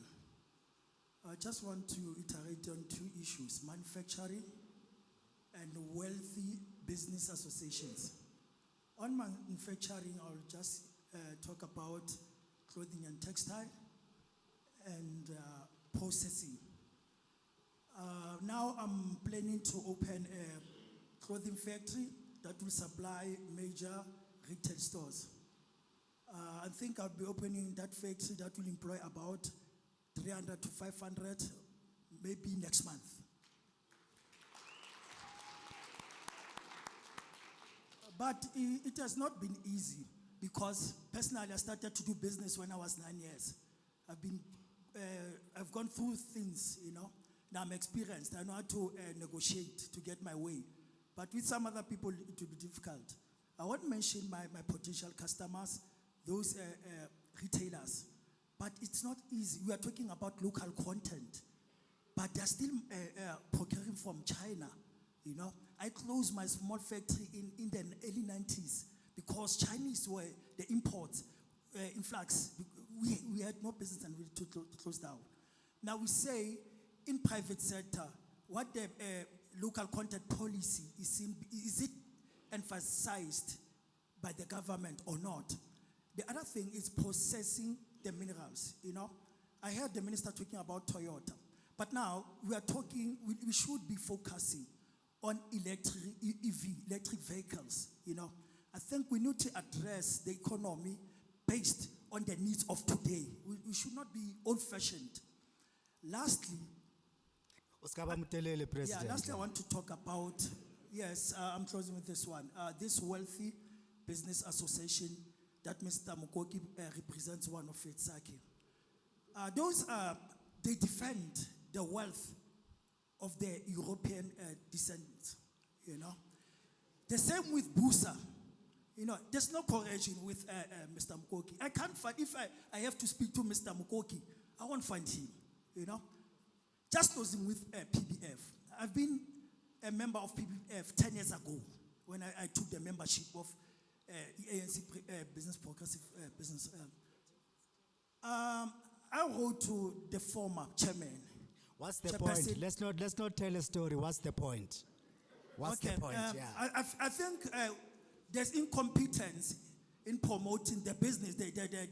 Us as affiliates to PBF, because I've been addressing that to the former Mr. Godongwan, who's now a minister. It's disappointing because writing to Mr. Godongwan at his office, you can't even respond.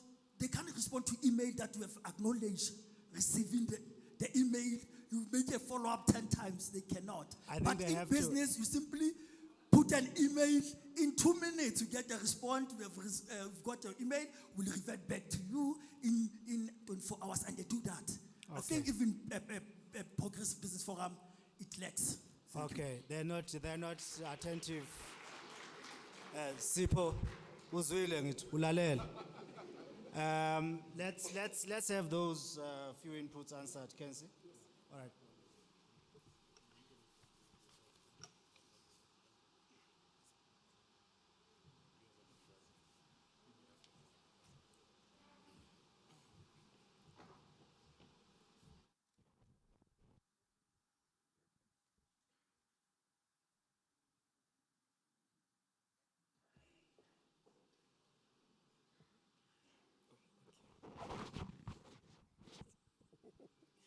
Okay.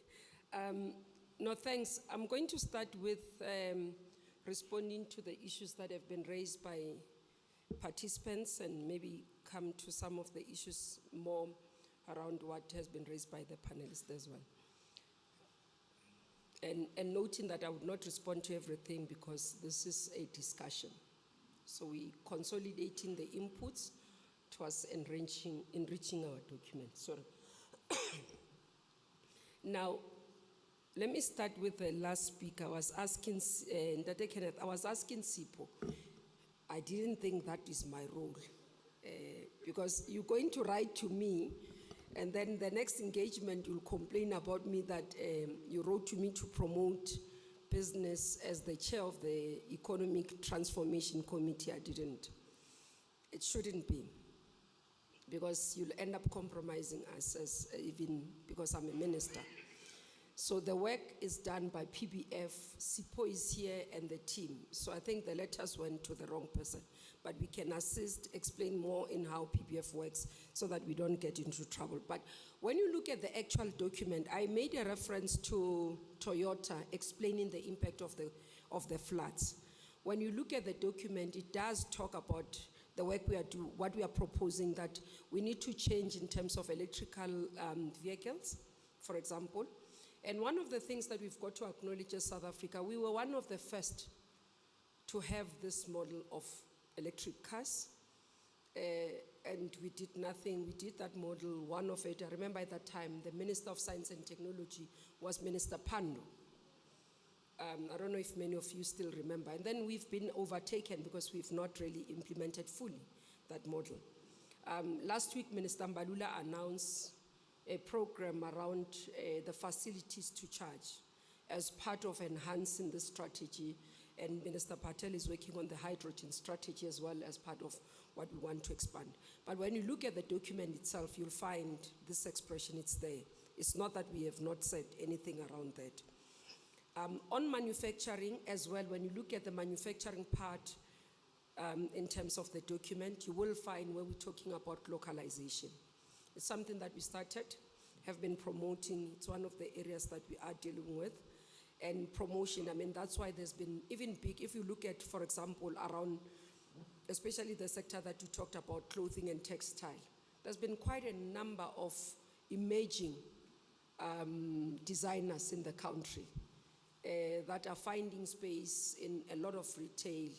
I mean, you would have seen the dress I was wearing at I Tailor here, it's locally made. The dress I was wearing in Davos is called Pilad, locally made by a South African.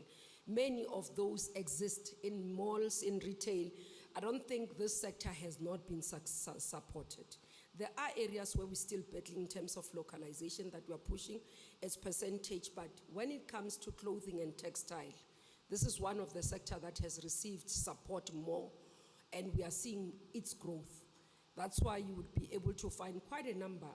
I don't think you're the only one. Quite a number of designers have found floor space in many of the retail, you can name them, quite a lot of them, popular retail shops that we know. So that work is there, but again in our document, when you look at the section that deals with manufacturing, you'll find quite a lot of expression around what we want to do with manufacturing. But again, the part that we're emphasizing on manufacturing, it's acknowledging the digital economy. Because without acknowledging that there's going to be automation in the manufacturing, in the industrialization, then we'll be left behind. So we've got to be able to say, how do we deal with that? How do we reskill? How do we ensure that the people that are in the manufacturing space, the people who are working in these sectors, how to ensure that they remain useful and all that. Then Isaac as well asked what is the plan of SMMEs or SMEs. If you look at the document, one of the things that we are talking about there is around the access to even the issue around micro lending, but we're also proposing the separation from macro with the small businesses and raising up the issue of informal settlement. So it's not correct that it's not there. So if you go into that section as well, there's quite a huge section that we have made that also acknowledges the role of cooperatives. Part of what we want to see is development, and we are acknowledging that what is an inhibitor for SMMEs or small businesses specifically in the country is that, one, we cluster them with macro, and then we also make the requirements more demanding. So if you are to deal even with informal settlements, one of the acknowledgements that we make is that if you have a woman who sells tomatoes at Bree taxi rank, and then when you say, and this is acknowledgement of how we dealt with COVID, when we go and make a request to say we are going to support you and informal traders or SMMEs because we've clubbed them, then there's a whole lot of requests. You need to be registered business. They don't have a registration. You need to be this. They don't have that. They just wake up and buy, and many families have been surviving. Many of the countries on the continent as well, that informal sector has thrived and saved people and actually created food and jobs for people. So you had people who are economically active, you have people who are economically active in the continent because of informal sector. We have not paid attention, and that's what we are intending to do with this paper. We are very specific there. Again, the other issue that we are looking at, for example, as I say, even on the issue around, one of the things that we're talking about is removing the red tape for SMMEs and requirements by municipalities. We are clear that there you must remove it, because we don't think this thing of every time informal traders have to operate, they must look at the metropolis. When the metropolis arrives, then they must run. We think it must be a process that is simple with permits and areas where they are allocated. Myself as Minister of Human Settlements, when we develop settlements, when we build these smart cities, when we build these mega cities, there must be places where they trade. I mean, I drove in one of the areas in Mpumalanga. We were doing a visit, and it's about 5,000 houses in what we call RDPs, PNGs that we have built. And as I drove in, I see a taxi rank. We didn't allocate a taxi rank. They've put themselves. Next to them is ladies who have put, and I was saying, but this is an oversight. Why don't we, as part of our specs in human settlement, already upfront say we must have stalls for them to operate? We know they are going to be there. So it's the change that we want to see as we go forward. So these are some of the things that we are seeing in terms of the work that we want to see. There are issues of safety and security. In our part, we flagging them, because if you look at the overall documents, there will be a discussion document on the safety and security. So we'll flag, including with education. So our part don't go into detail with education. I think it's Ellen and Paddy who spoke about the education part. We flag high level because there are papers that are going into detail on education. It's called health and education in the papers that have been released. So from the what is it called? From the Economic Transformation Subcommittee, we focus on high level on what needs to be done. So I think I've responded to the participants in terms of the issue. Can I allow you to call, because on the panelists I'll come later, if that's okay.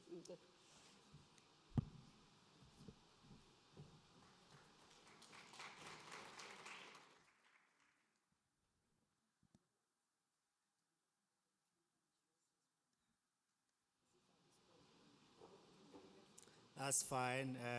You all fired up now. We'll take all 6, Kenzie. Let's take 6 for now. There was 1, 2, 3, 4 with the lady, okay. 5 with the gentleman there, and the gentleman at the back with a mask. Then we'll come back. Skakwata, siyabuya man, sungam. So the four this side that I pointed out, the 5 and the 6. Yeah, please go ahead. Thank you so much. My name is Neo.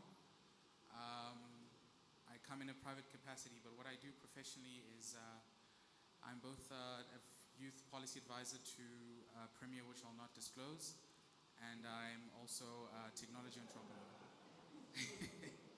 So, short and sharp and simple, I have two questions really. The first one is, Minister, I think we need to speak very sincerely about what South Africa is doing, and it's interestingly a question that I think also relates to the space that Ndatemokoki is in.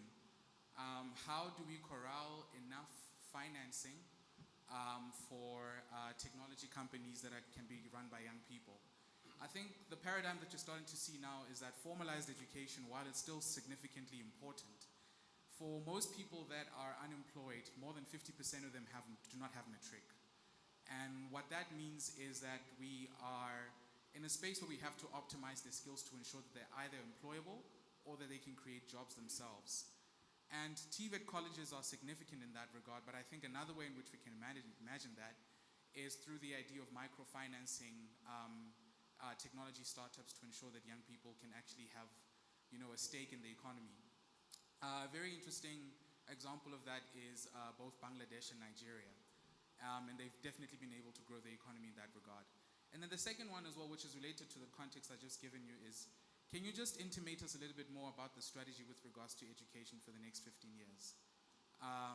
That's really why I'm here today, just to understand what is the policy document with regards to education, because I think it was already said in the discussion that we are creating cleavages of inequalities depending on the quintile school that you went to and where you live.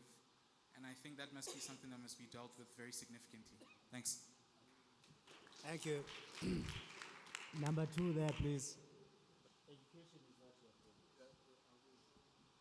Yes, go ahead. Good evening. My name is Comfort Matoti. I'm from Infrastructure South Africa, but I'm not representing it today. And I'm also a master's student at UJ. So what I'm trying to say, I'm a product of Prof. Lejana. Hi, Prof. Minister, Ixesha liyahamba kuthini. Minister, most of the panelists were actually asking a question. How do we do it? What stance are we taking? So here is my two-piece contribution. We need to industrialize, and we need to industrialize very fast. And we need to take the approach which is contributed by the chair of the Commerce of the triple Ps, which is also in the Infrastructure South Africa with Dr. Murhopa, what we are actually dealing with as a loss. Because the fiscus is strenuous. There is no confidence in business. But if we need to match those two, they can accelerate the development towards where we want to be, and it can go hand in hand with making sure that we invest a lot in the advancement of technology.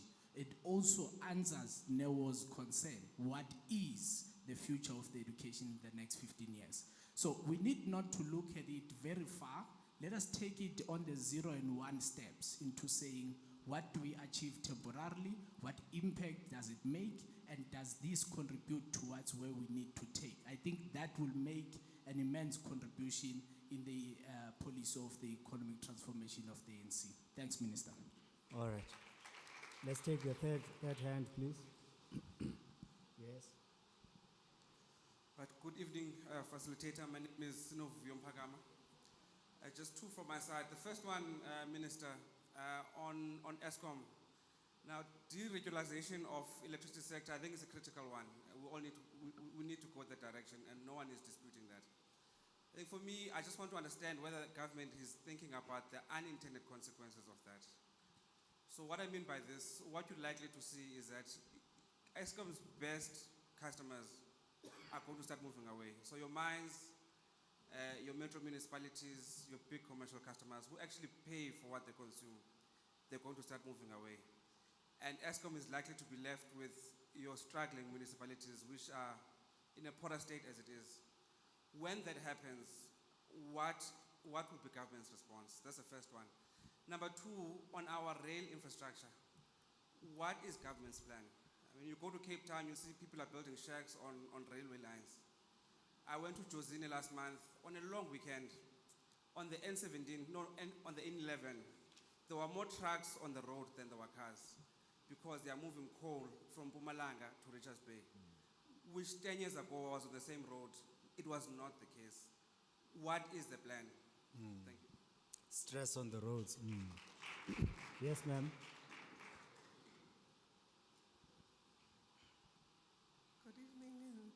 Good evening and thank you to the panel.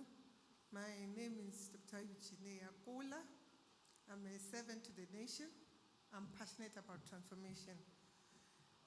My comments, and I'll come with the question at the end. I hear you, Minister, and thank you to all the panelists. You know, I hear that this is a work, you know, we are going to engage from here, which is a beautiful strategy. I'm just concerned about, is there a consideration of a strategic alignment vertically? So what you want to achieve in transformation, how does education contribute to that? How does tourism contribute to that? That's horizontal integration. How do cities contribute to that? It could be anything, but I so wish it can be done that way, and my comrade is me. So I know the light. So secondly, also vertically, we have provinces. I cannot be a hero as a leader from my province when I'll say you've got 80% youth employment. These are the kind of things as the ANC we don't look at. It's nice to win a conference and then bring delegates, but what is the impact? She was asking me here next door when I said, no, I drive transformation. So what's your impact? So I had to give it quickly. So we need to also check as provinces, and when we look economically, we've got different provinces with different economic landscape. That's very important. There's also one thing that we don't consider, just the second last. We don't consider the impact of local government. If local government, which are supposed to deliver, some of us come from smaller towns, and I've had a concept somewhere in one African country that is called reverse migration. We all here to be sending money back in form of a black tax because the youth, our relatives, are unemployed. So is there a way to keep the economy active in local municipalities? They are handling a lot of budget. Are there consequences for all these qualified audits nationally? So those are the kind of things of accountability. Are we holding them accountable? Then the other thing about transformation, we know some of the listed companies, even if they are not listed, they are funded by PIC. I'm an advocate of saying we have money locally. I served in the Compensation Fund Board. We had a 6 billion a year. We could not spend all in a year because of the bureaucracy in due diligence and all that, because the bureaucrats will tell you, no, they will take 3 months or 6 months to approve one deal. And now we are sitting with 5.2 billion, or with 4.5 billion. So there's this bureaucracy that happens. So how do we make sure that we fast track that and also hold companies accountable to transform? I'm really concerned about education and young people unemployed and privatizing SOEs. A lot of these SOEs were taking, young people. That's why we got exposed. And the young people there, it's not about 15. To plan very well, you need to plan for 50 years. All right. Thank you very much. Thank you. Right at the back there was a fifth hand. The gentleman still raising his hand. Then we'll come here for number 6.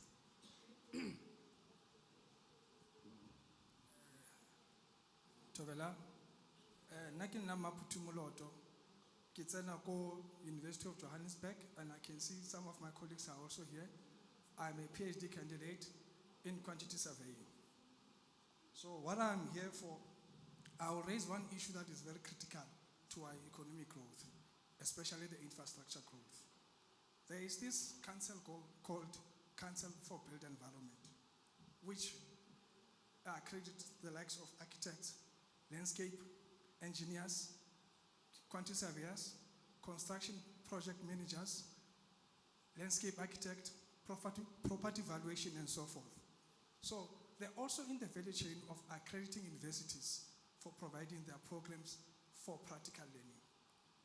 And therefore, there's also candidates registering professional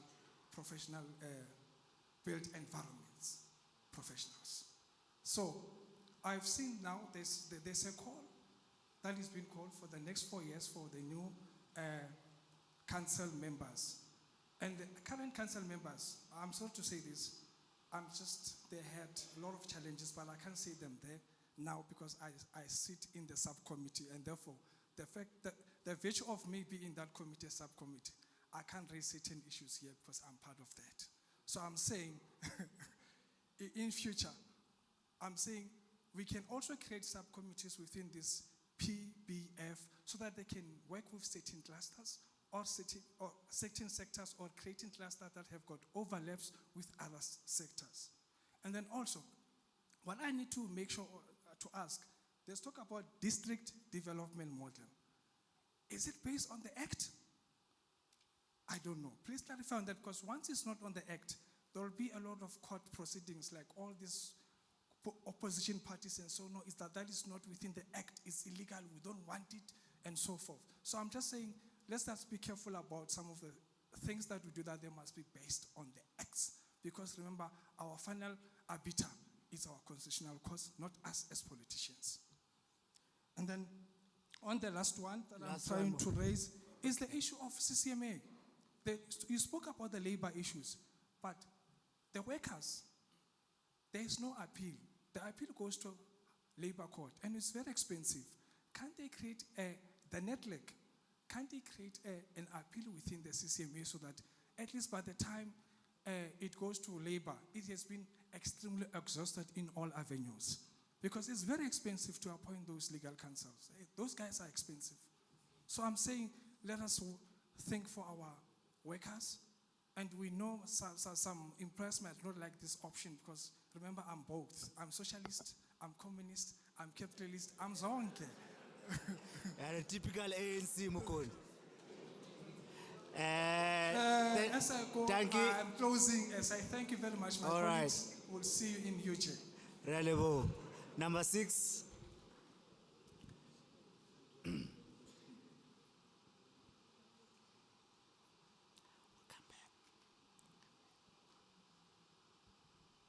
Thank you, Program Director. Let me greet the leadership of the PBF, the chairperson of the ETC Committee of the African National Congress. My name is Mbusiswa Ngobo.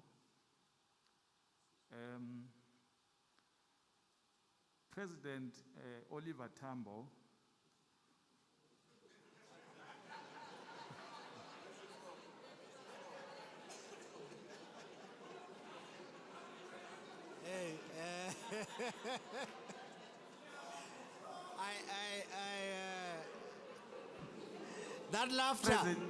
That laughter is saying, please don't be too low. President Tambo and President Mandela were professionals, and they ran a practice. I'm saying this because we enjoy their legacy today. The last speaker mentioned something quite important in terms of the key professionals that drive economic activity. So in the apartheid era, I am now reflecting. Some of the black chartered accountants who started practices which are still operating today were able to go to banks and secure funding packages to set up their practices.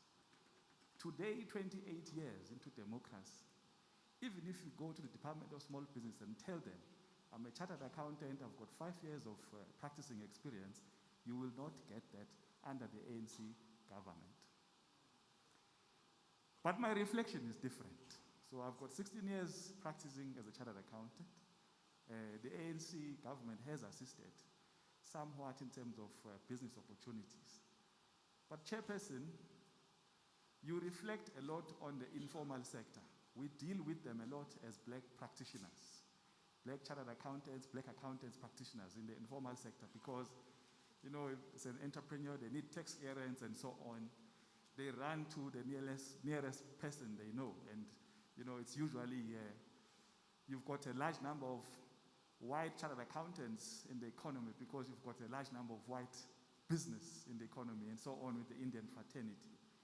We've got to look at the issue of the informal sector quite closely, working with these professionals, the accountants, as well as the lawyers, because you need, if you're running a business, those key professions need to be quite close to you.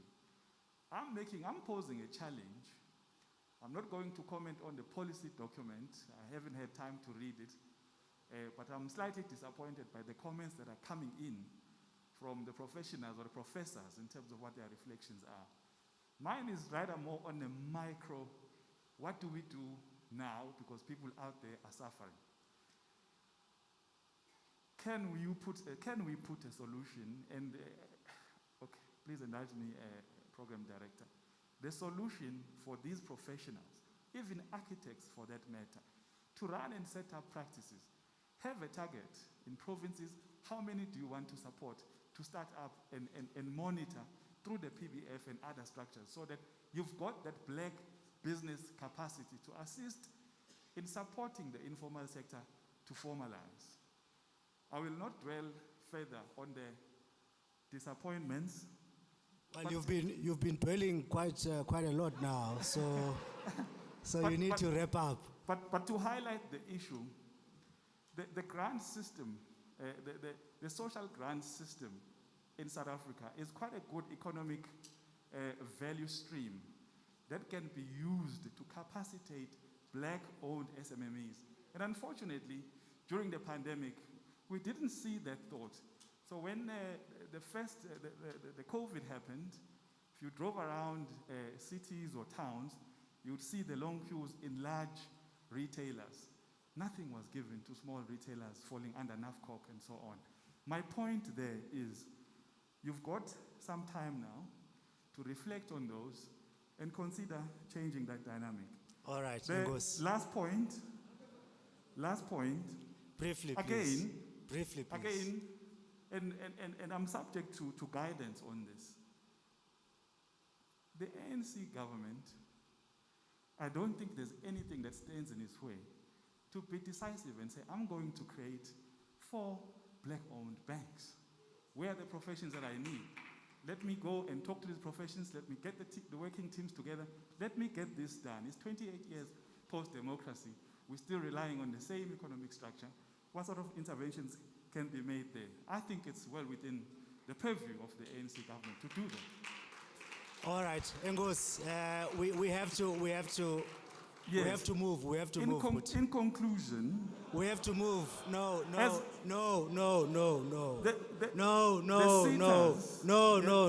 chap. No, you're abusing. No. I'm not abusing. No, you're abusing this now, chap. Please. The last point. Hlala phansi. No, hlala phansi. The last point. Hlala phansi, man. Hlala phansi. Thank you. Quite a number of points were made. Some of them were directed to you, Sipho. So in closing, you will kind of wrap up because they're directed to you. Can see some of them were comments, a few questions. Perhaps you should come and answer those questions, and thereafter we'll have the last round. Let me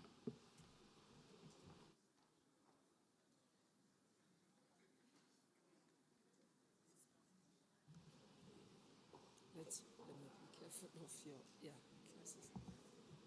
Okay. No, thanks for the inputs.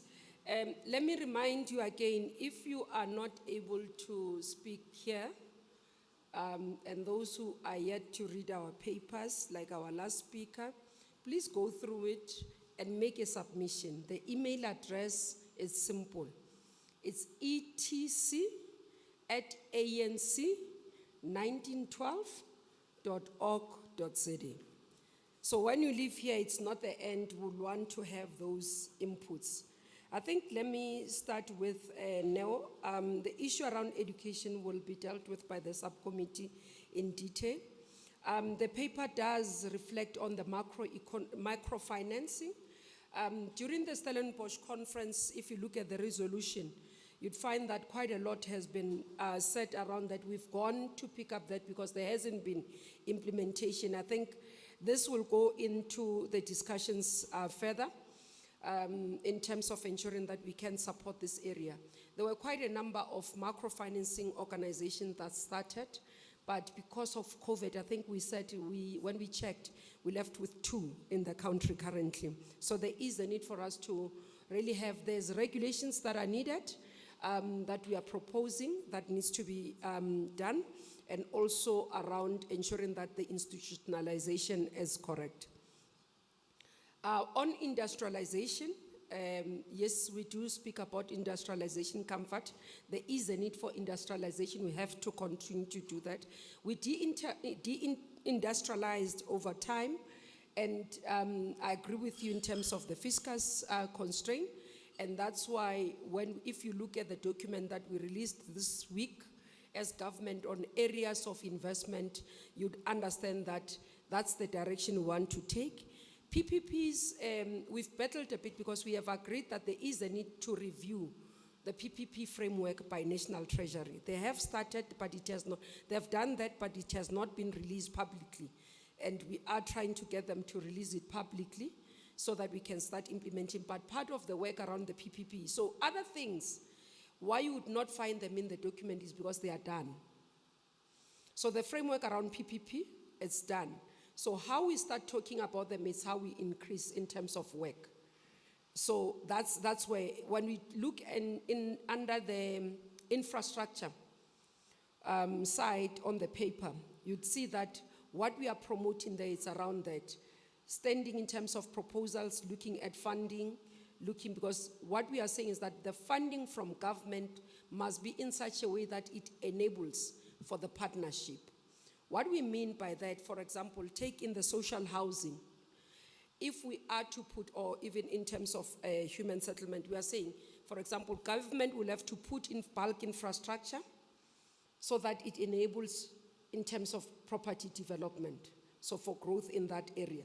So that's some of the issues that we'd have to do PPPs. As I spoke about, one of the examples around the smart cities, it's what we are looking at in terms of PPPs as government. The issue on electricity, maybe let me just, Novuyo spoke about this, and the rail infrastructure. Maybe just quickly on the rail, our strategy is that we need to go back, removing the tracks from the improvement of rail infrastructure, so from road to rail back, because we do need that. We do believe that it's a constraint. You would have seen yesterday, for example, in terms of the trucks, once the people protest, they close the roads, movement of goods can't happen. We are impacting not only our economy, but impacting the continent.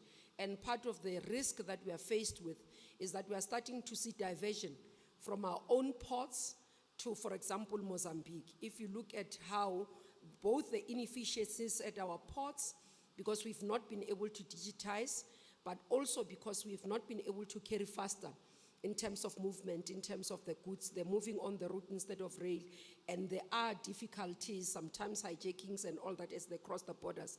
And that's part of what we are paying attention. The strategy there is to be able to say, let's move the goods, heavy goods, back to the rail, rebuilding of the infrastructure there, and also ensuring that there is protection of infrastructure. So there is issues, we believe that there is a need for us to look in terms of the scrap metal and deal decisively with that, because it causes the damages. But part of what we have not seen implementation, which we are enforcing, we are having conversations with our comrades in the security cluster, it's the issue of enforcement of sabotage, or what we call a crime that that impacts on economy. So when somebody steals cables, when somebody goes and removes steel on the rail track, it shouldn't be regarded as petty crime. So the conversations we've been having with the security cluster, for example, one, you'd know that the crime in terms of illegal mining, there is a new task force, special task force that has been formed that is dealing with illegal mining. 2 provinces already we're starting to see the improvement, in Mpumalanga and in Northwest. Secondly, one of the things that the security cluster is looking at is to support us in terms of protection of businesses. This is areas where you find construction mafias, disruption to businesses. They have agreed in terms of trust. So those are some of the things that are at implementation, which are operational matters that do not have to come to policy. So there are those separations. So we're looking policy because we're looking long term. And then those that we have identified that are things that are already being done, we are dealing with them already at that point. But we do agree that the infrastructure in terms of rail is very critical. We have to make sure, I know the incident you are talking about, we are dealing with it with Minister Mbalula, where we have people who have illegally occupied a railway. And what we are saying there, it's what Ellen was speaking about. Some of these things, guys, and I think Eugenia talks about bureaucracy. It's not bureaucracy, it's incompetence. It's just sheer negligence. When a first check comes and is put on the rail track, where was Brasa people? That's the question you can ask. Because if they evicted, wouldn't have that village that is there. It's simple things like that. So it doesn't have to take really a mathematics and we have to analyze and do paper reviews so that we can deal with this thing. It's just simple things, action and competence. People must just do what they're supposed to be doing. And indeed, perhaps it comes back to us as ministers, if I wear my hat as ministers, to be able to crack the whip where there's incompetencies and hold people accountable. I think that's the issue. On the issues around electricity and deregulations, there are areas, I don't think, we are looking into the electricity issue and the whole provision. Security of energy is important in the country because without energy, we can't grow the economy. Now, the intention and what we have said and what we are continuing to say is that, for example, and the debates that exist, and perhaps as we enrich this debate, would assist us. And people are asking, are you going to make this economy suffer at the expense of ESCOM?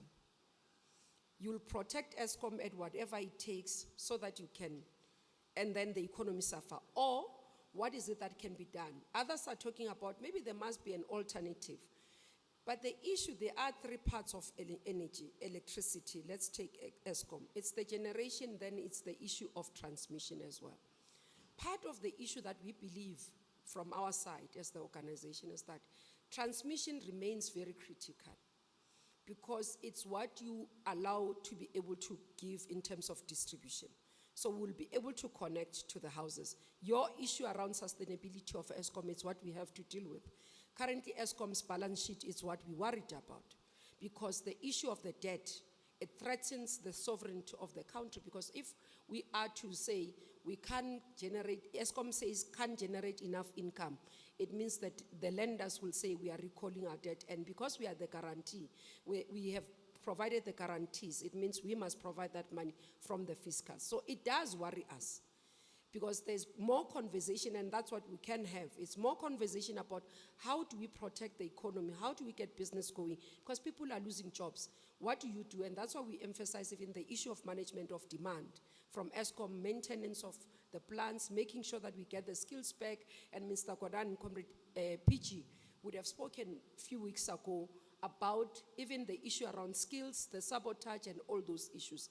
But what we are saying from the policy point of view is that there is a need for us to be decisive about what we have to do in order to protect the economy, both in terms of generation, in terms of supply, and in terms of distribution in the country.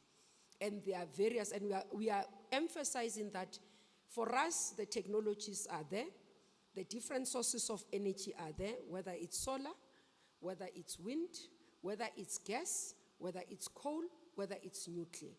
What we want to see is growth of our economy. But again, the issue of our commitment in terms of climate change can't be neglected when we deal with issues such as coal.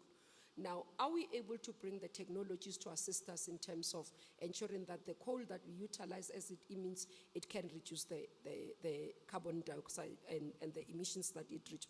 It's those things that we've got to be able to look, and that's why we always say it has to be in the interest of the country at the scale that we can afford all this thing, but ensuring that we system, and that's why we talk about just transition, leaving no one behind, but ensuring that there is a transition. Repurposing of the plants that are being decommissioned, either for gas or for something else, it's critical.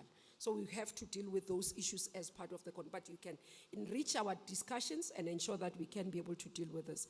Again, the issue around what we fund, and as I said, Eugenia, when we look at these things, my sister, it's just the issues around incompetence. There's no bureaucracy from where. If an entity or a government department has a budget and can't spend, it's wrong. It's wrong. So, those, because sometimes we find English, better ways of saying things, we beautify them. So we must call what they are so that we can deal with them. And I liked what Ellen was talking about in terms of making sure that we start promoting, because we talk about capable state, capable and ethical state. So that's what we're talking about. We're saying we need to have the right people with the right skills, capable to do their work. They know in my portfolio, sometimes I say when I was appointing boards and the CEOs, I insisted, I can't have a CEO who has qualifications less than me.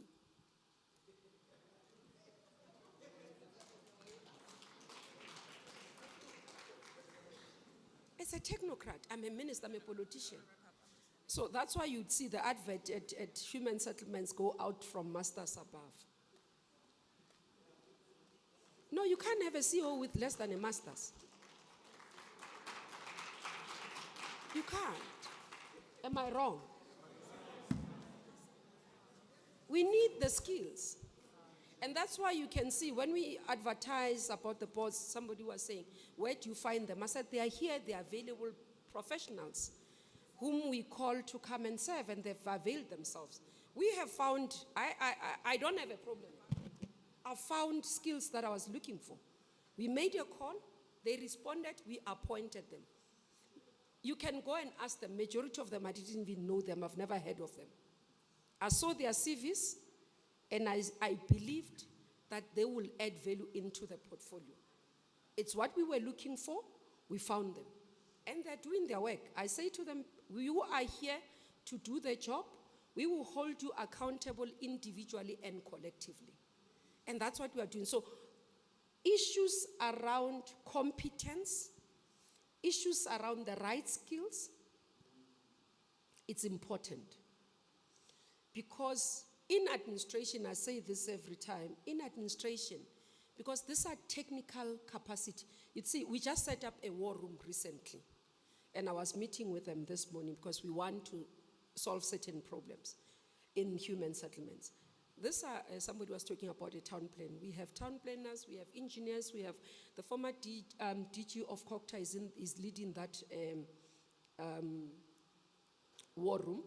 So what I want to emphasize is that there are many professionals out there, and some people think that as government we don't utilize them. It's not true.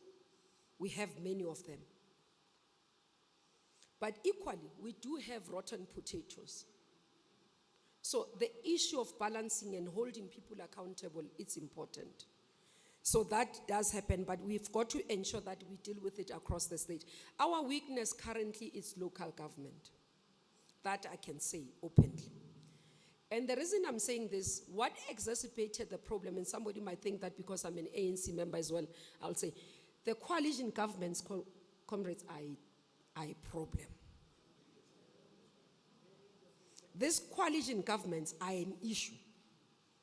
You see, just to share with you my experience, and I hope those who promote this coalition government will really stop. Even in terms of voting. Let me tell you what the problem is. As Minister of Human Settlements, majority of our money, it's grants.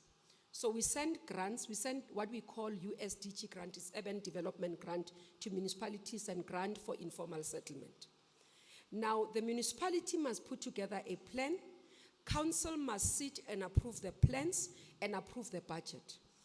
Most of us, we've seen the videos of what happens in council. They don't correct. If they correct, they fight. Can you imagine what happens with my budget, with my targets? Nothing.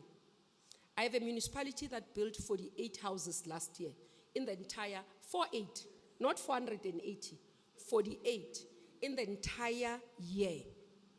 Because they couldn't meet as council to approve plans, they couldn't meet as council to approve budgets. When then they meet, they approve. There's a fight between the MMC because the MMC belongs to another party, the mayor belongs to another party. Interests are clashing. Nothing moves. That's my experience as Minister of Human Settlements with the coalition governments. And they just started 2021.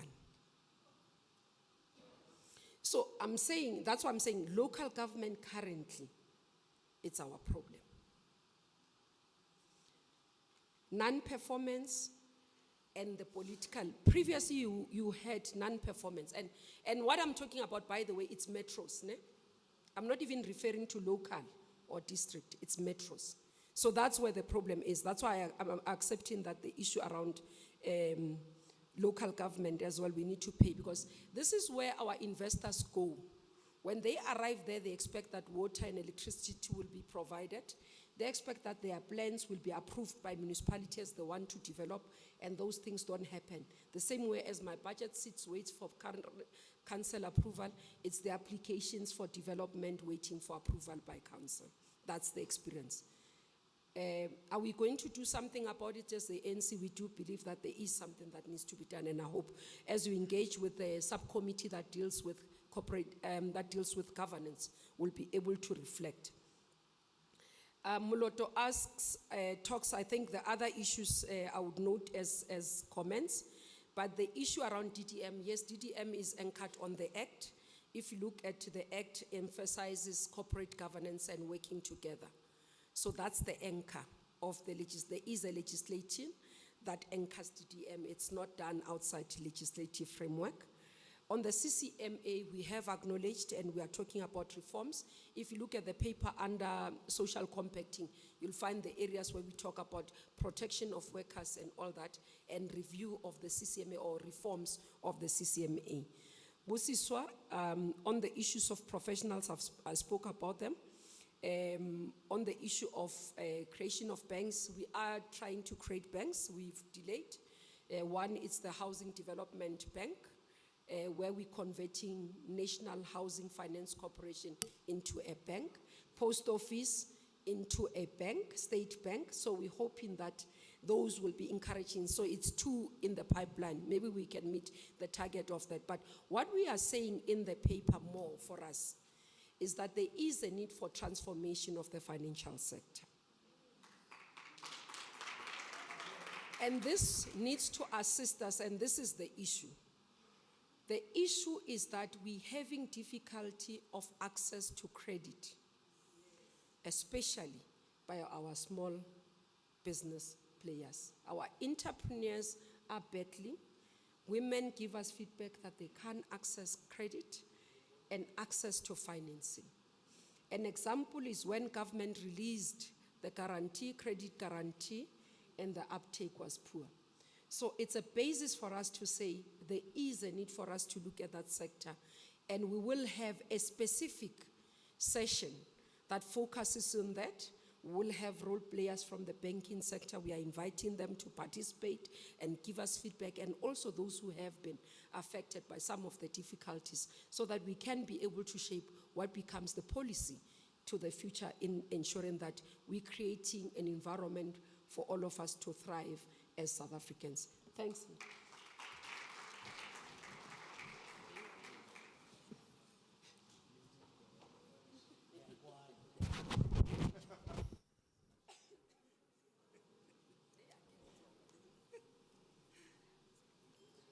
I promised the last round. I'm afraid I can't do that. We had set ourselves up until 8:15. We have exceeded that. We thought we would have 2 hours, and some of you are beginning to trickle out. The food is getting cold. You need to eat and have your medication. So because of all those reasons, I'm afraid I have to close it down. And please submit written comments. They will be attended to. Sipo, I now call upon Sipo to close the event. Thank you very much.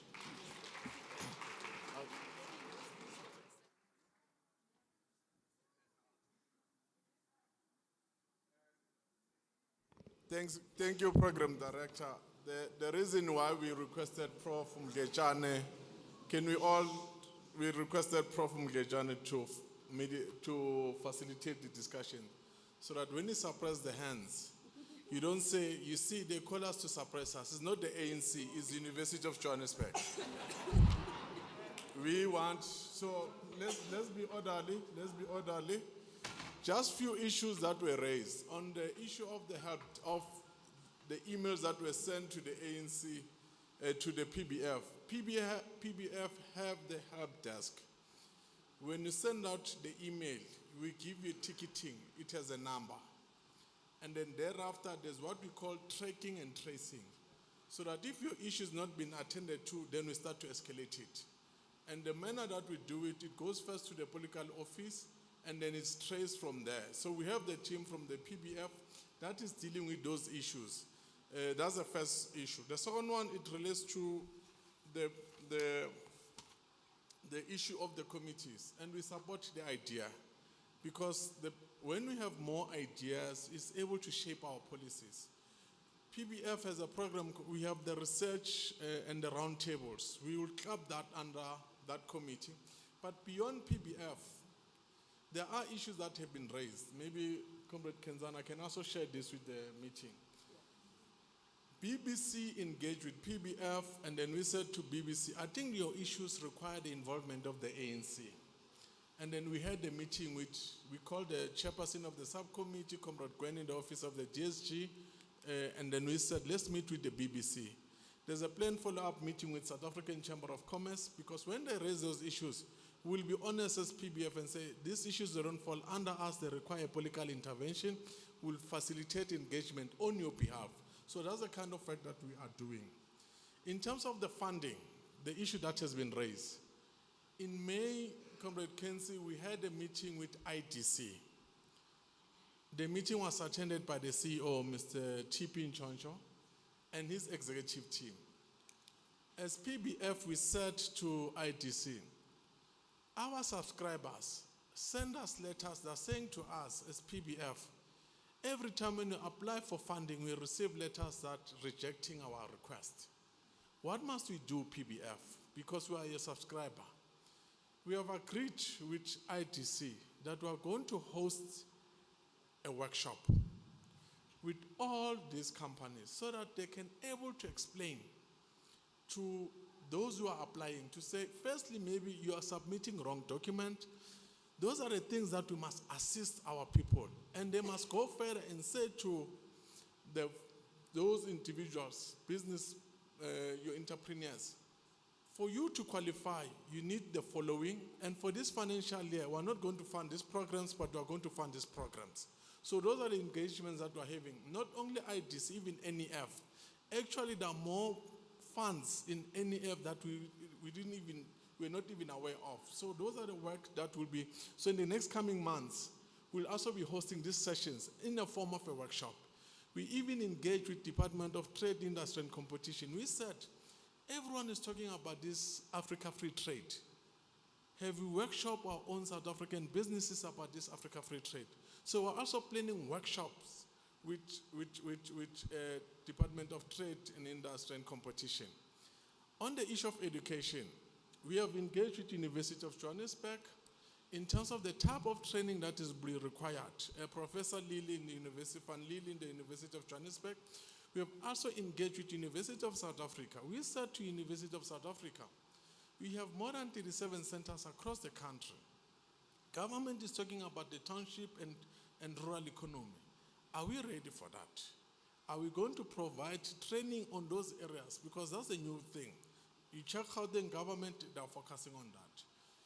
We even said to University of South Africa School of Business Leadership and Enterprise, why don't you craft training that talks to South Africans? And why don't we even invite successful entrepreneurs from South Africa instead of talking about Harvard?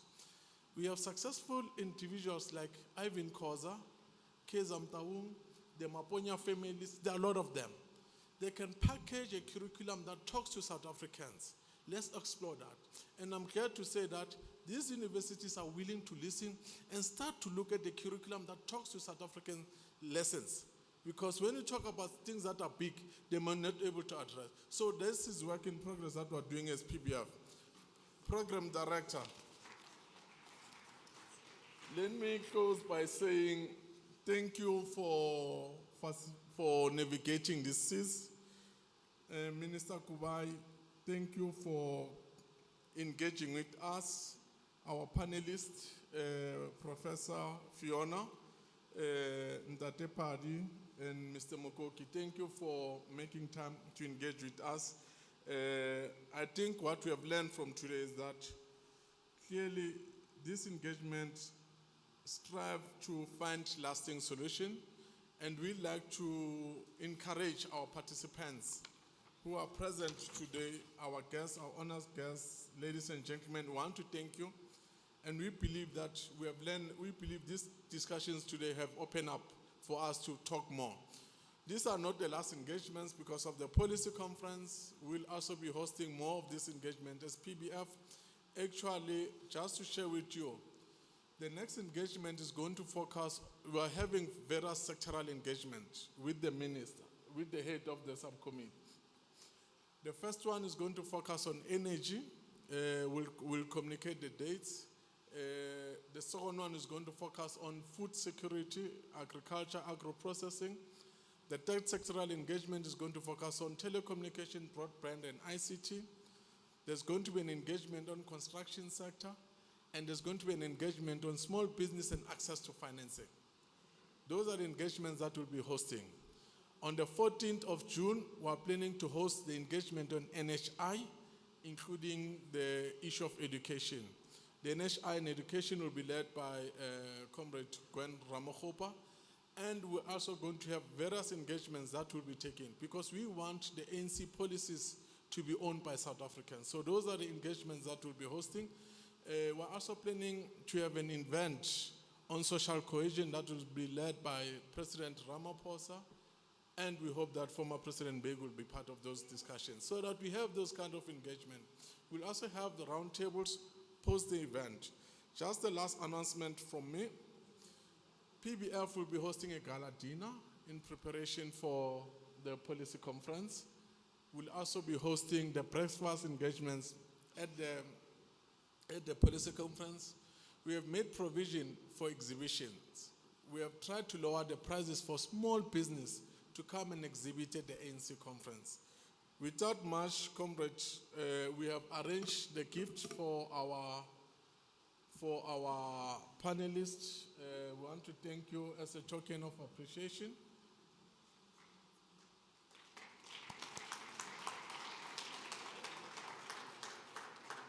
The first one goes to the chairperson of the subcommittee. Yes. You know, PBF. And then our program director for suppressing and allowing inputs, Professor Fiona, Mr. Mokoki, and Dadepadi Rika Rumela virtually present how. Rika is in the way. In that note, drinks and food is served, and we conclude our engagement. Thank you.